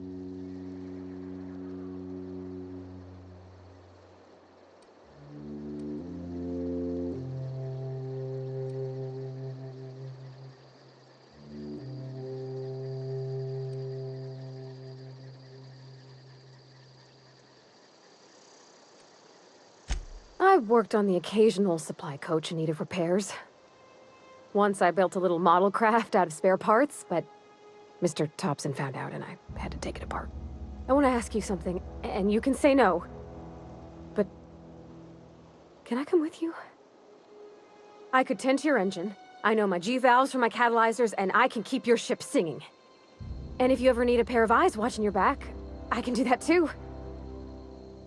What do you think?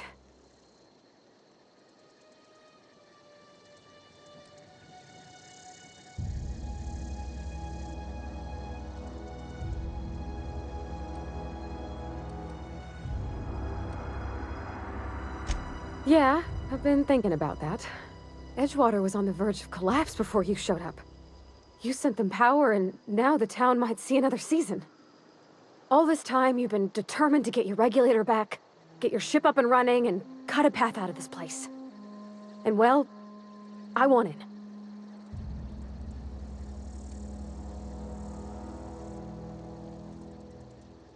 Yeah, I really do.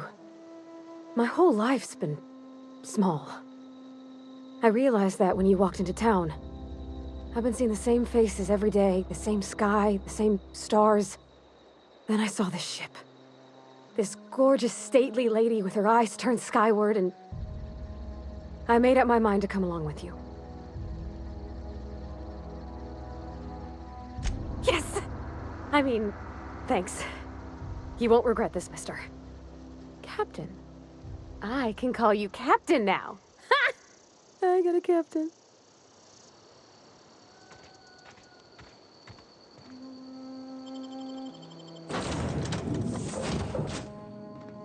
Well, I certainly am looking forward to flying on a ship named the Unreliable.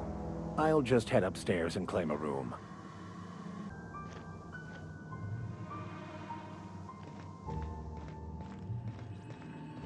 Captain, I have detected that Edgewater's power supply is now optimal.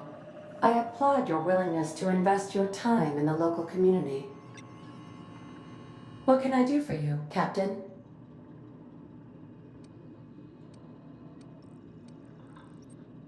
Do you know how to install a power regulator?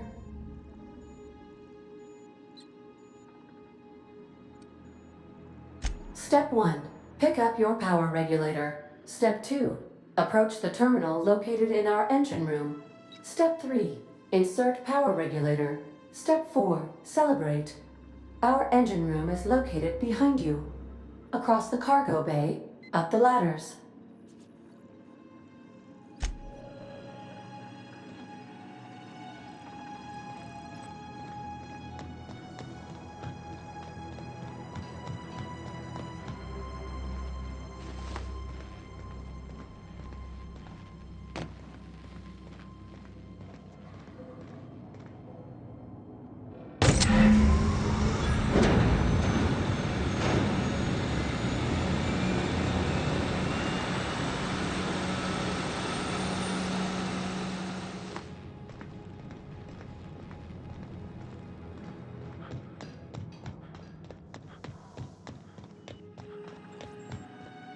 What can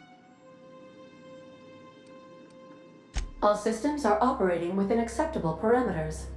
I am prepared to bring the Unreliable into low-altitude orbit. This should prove an adequate test of our flight capabilities.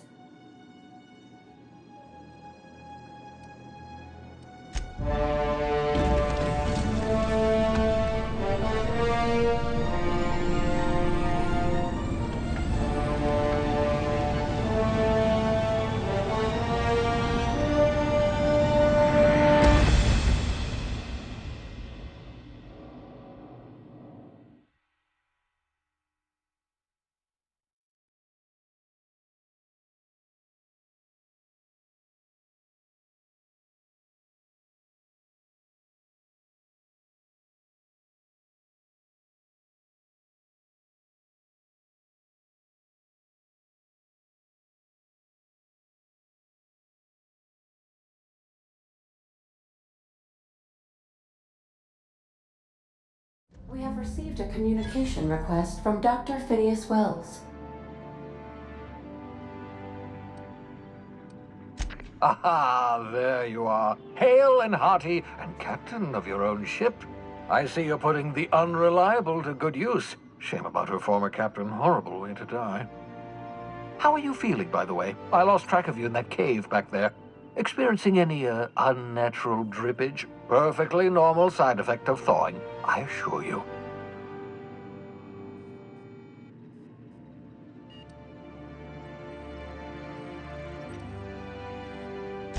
Good, great, excellent. Let's move on. What you saw in Emerald Vale is happening all across the colony. Food shortages, lack of supplies, and basic necessities. We're dying. The chairman, the minister, and all their lackeys on the board are to blame. The Hope has some of the brightest minds Earth ever sent us. If we can revive the Hope's colonists, they can help us undo the board's mistakes. They can help us set things right. You need to get to Stellar Bay on Monarch. I have contacts there. They'll help me, help us, find the chemicals to revive your fellow colonists. Gladys Kelly, lovely woman, runs a cozy little black marketing outfit on the Groundbreaker. She can get you a nav key to land on Stellar Bay.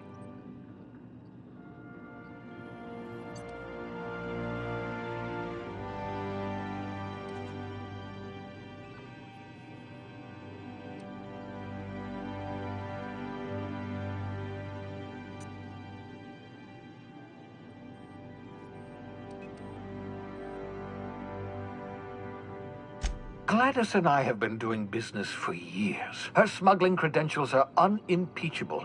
If anyone can get you a key to Monarch, it's her.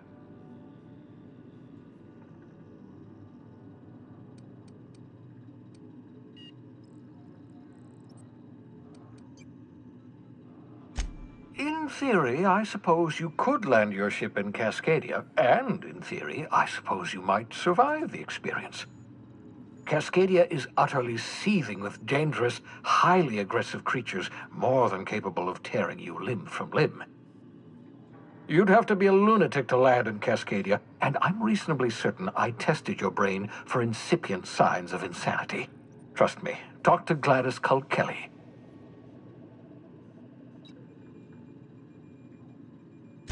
Excellent. I'll send her a wireless. Let her know you're coming. By the way, I gave Captain Hawthorne a disguise apparatus of my own design, cutting-edge technology, years ahead of its time. I call it the Holographic Shroud. I'm sure it will prove remarkably useful to you. You'll find it in the captain's quarters.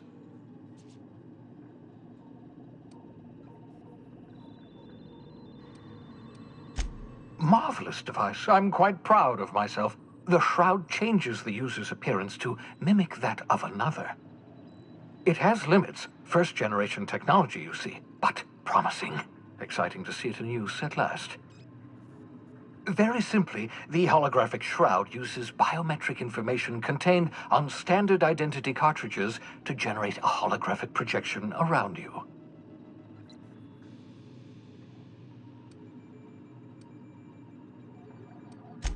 Only stands up to a casual scrutiny. Use it too long, bound to flicker, blur, something like that. Movement makes it more likely. Best used in moderation. When you see guards in your path you can't sneak past, for example. Maintain your distance. Act normal. No running, no jumping. Don't draw their attention. If they pay attention, they're more likely to notice flaws in the hologram.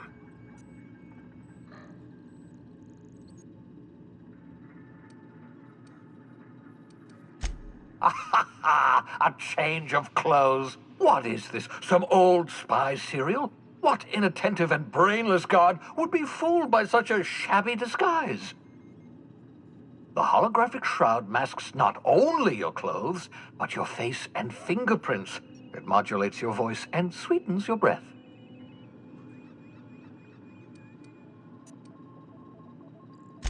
Excellent. I'll contact you once you've found a way to get to Stellar Bay. If you have any questions, come see me in my lab. And remember, don't trust the board. They'll try to win you over with promises of wealth and power, but it's a lie.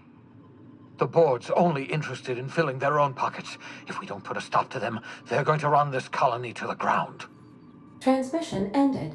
If you are ready to depart, please select a destination on your navigation terminal.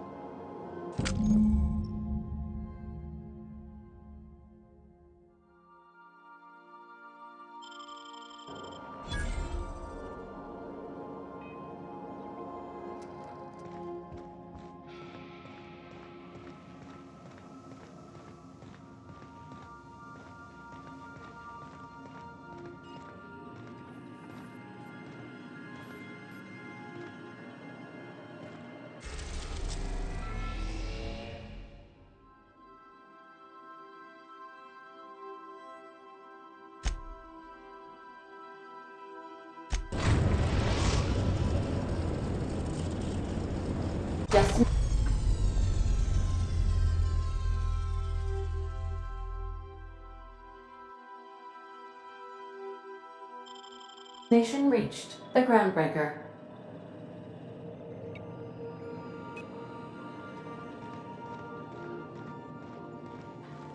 Can we talk? Hey, Captain.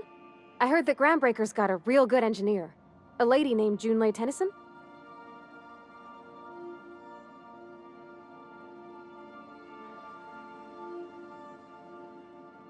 I was thinking that maybe I ought to meet her. If you got time to swing us by, I mean. I don't got much experience fixing actual spaceships. I bet you a can of Borston beans she could teach me all manner of stuff.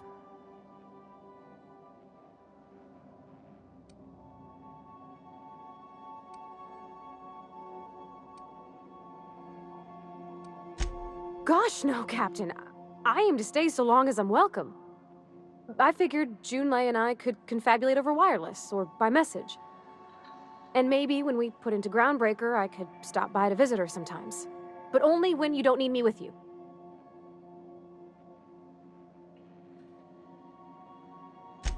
Thanks, Captain. I'll be sure to make it worth your time.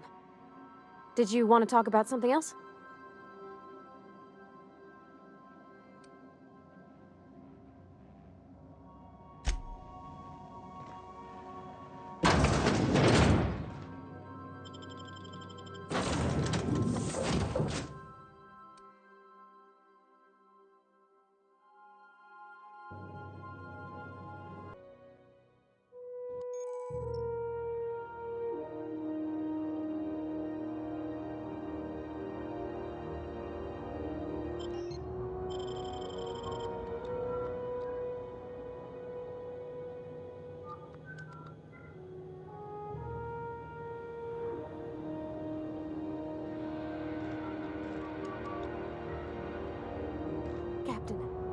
Hey, Captain.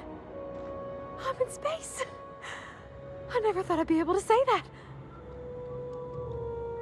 Something you need?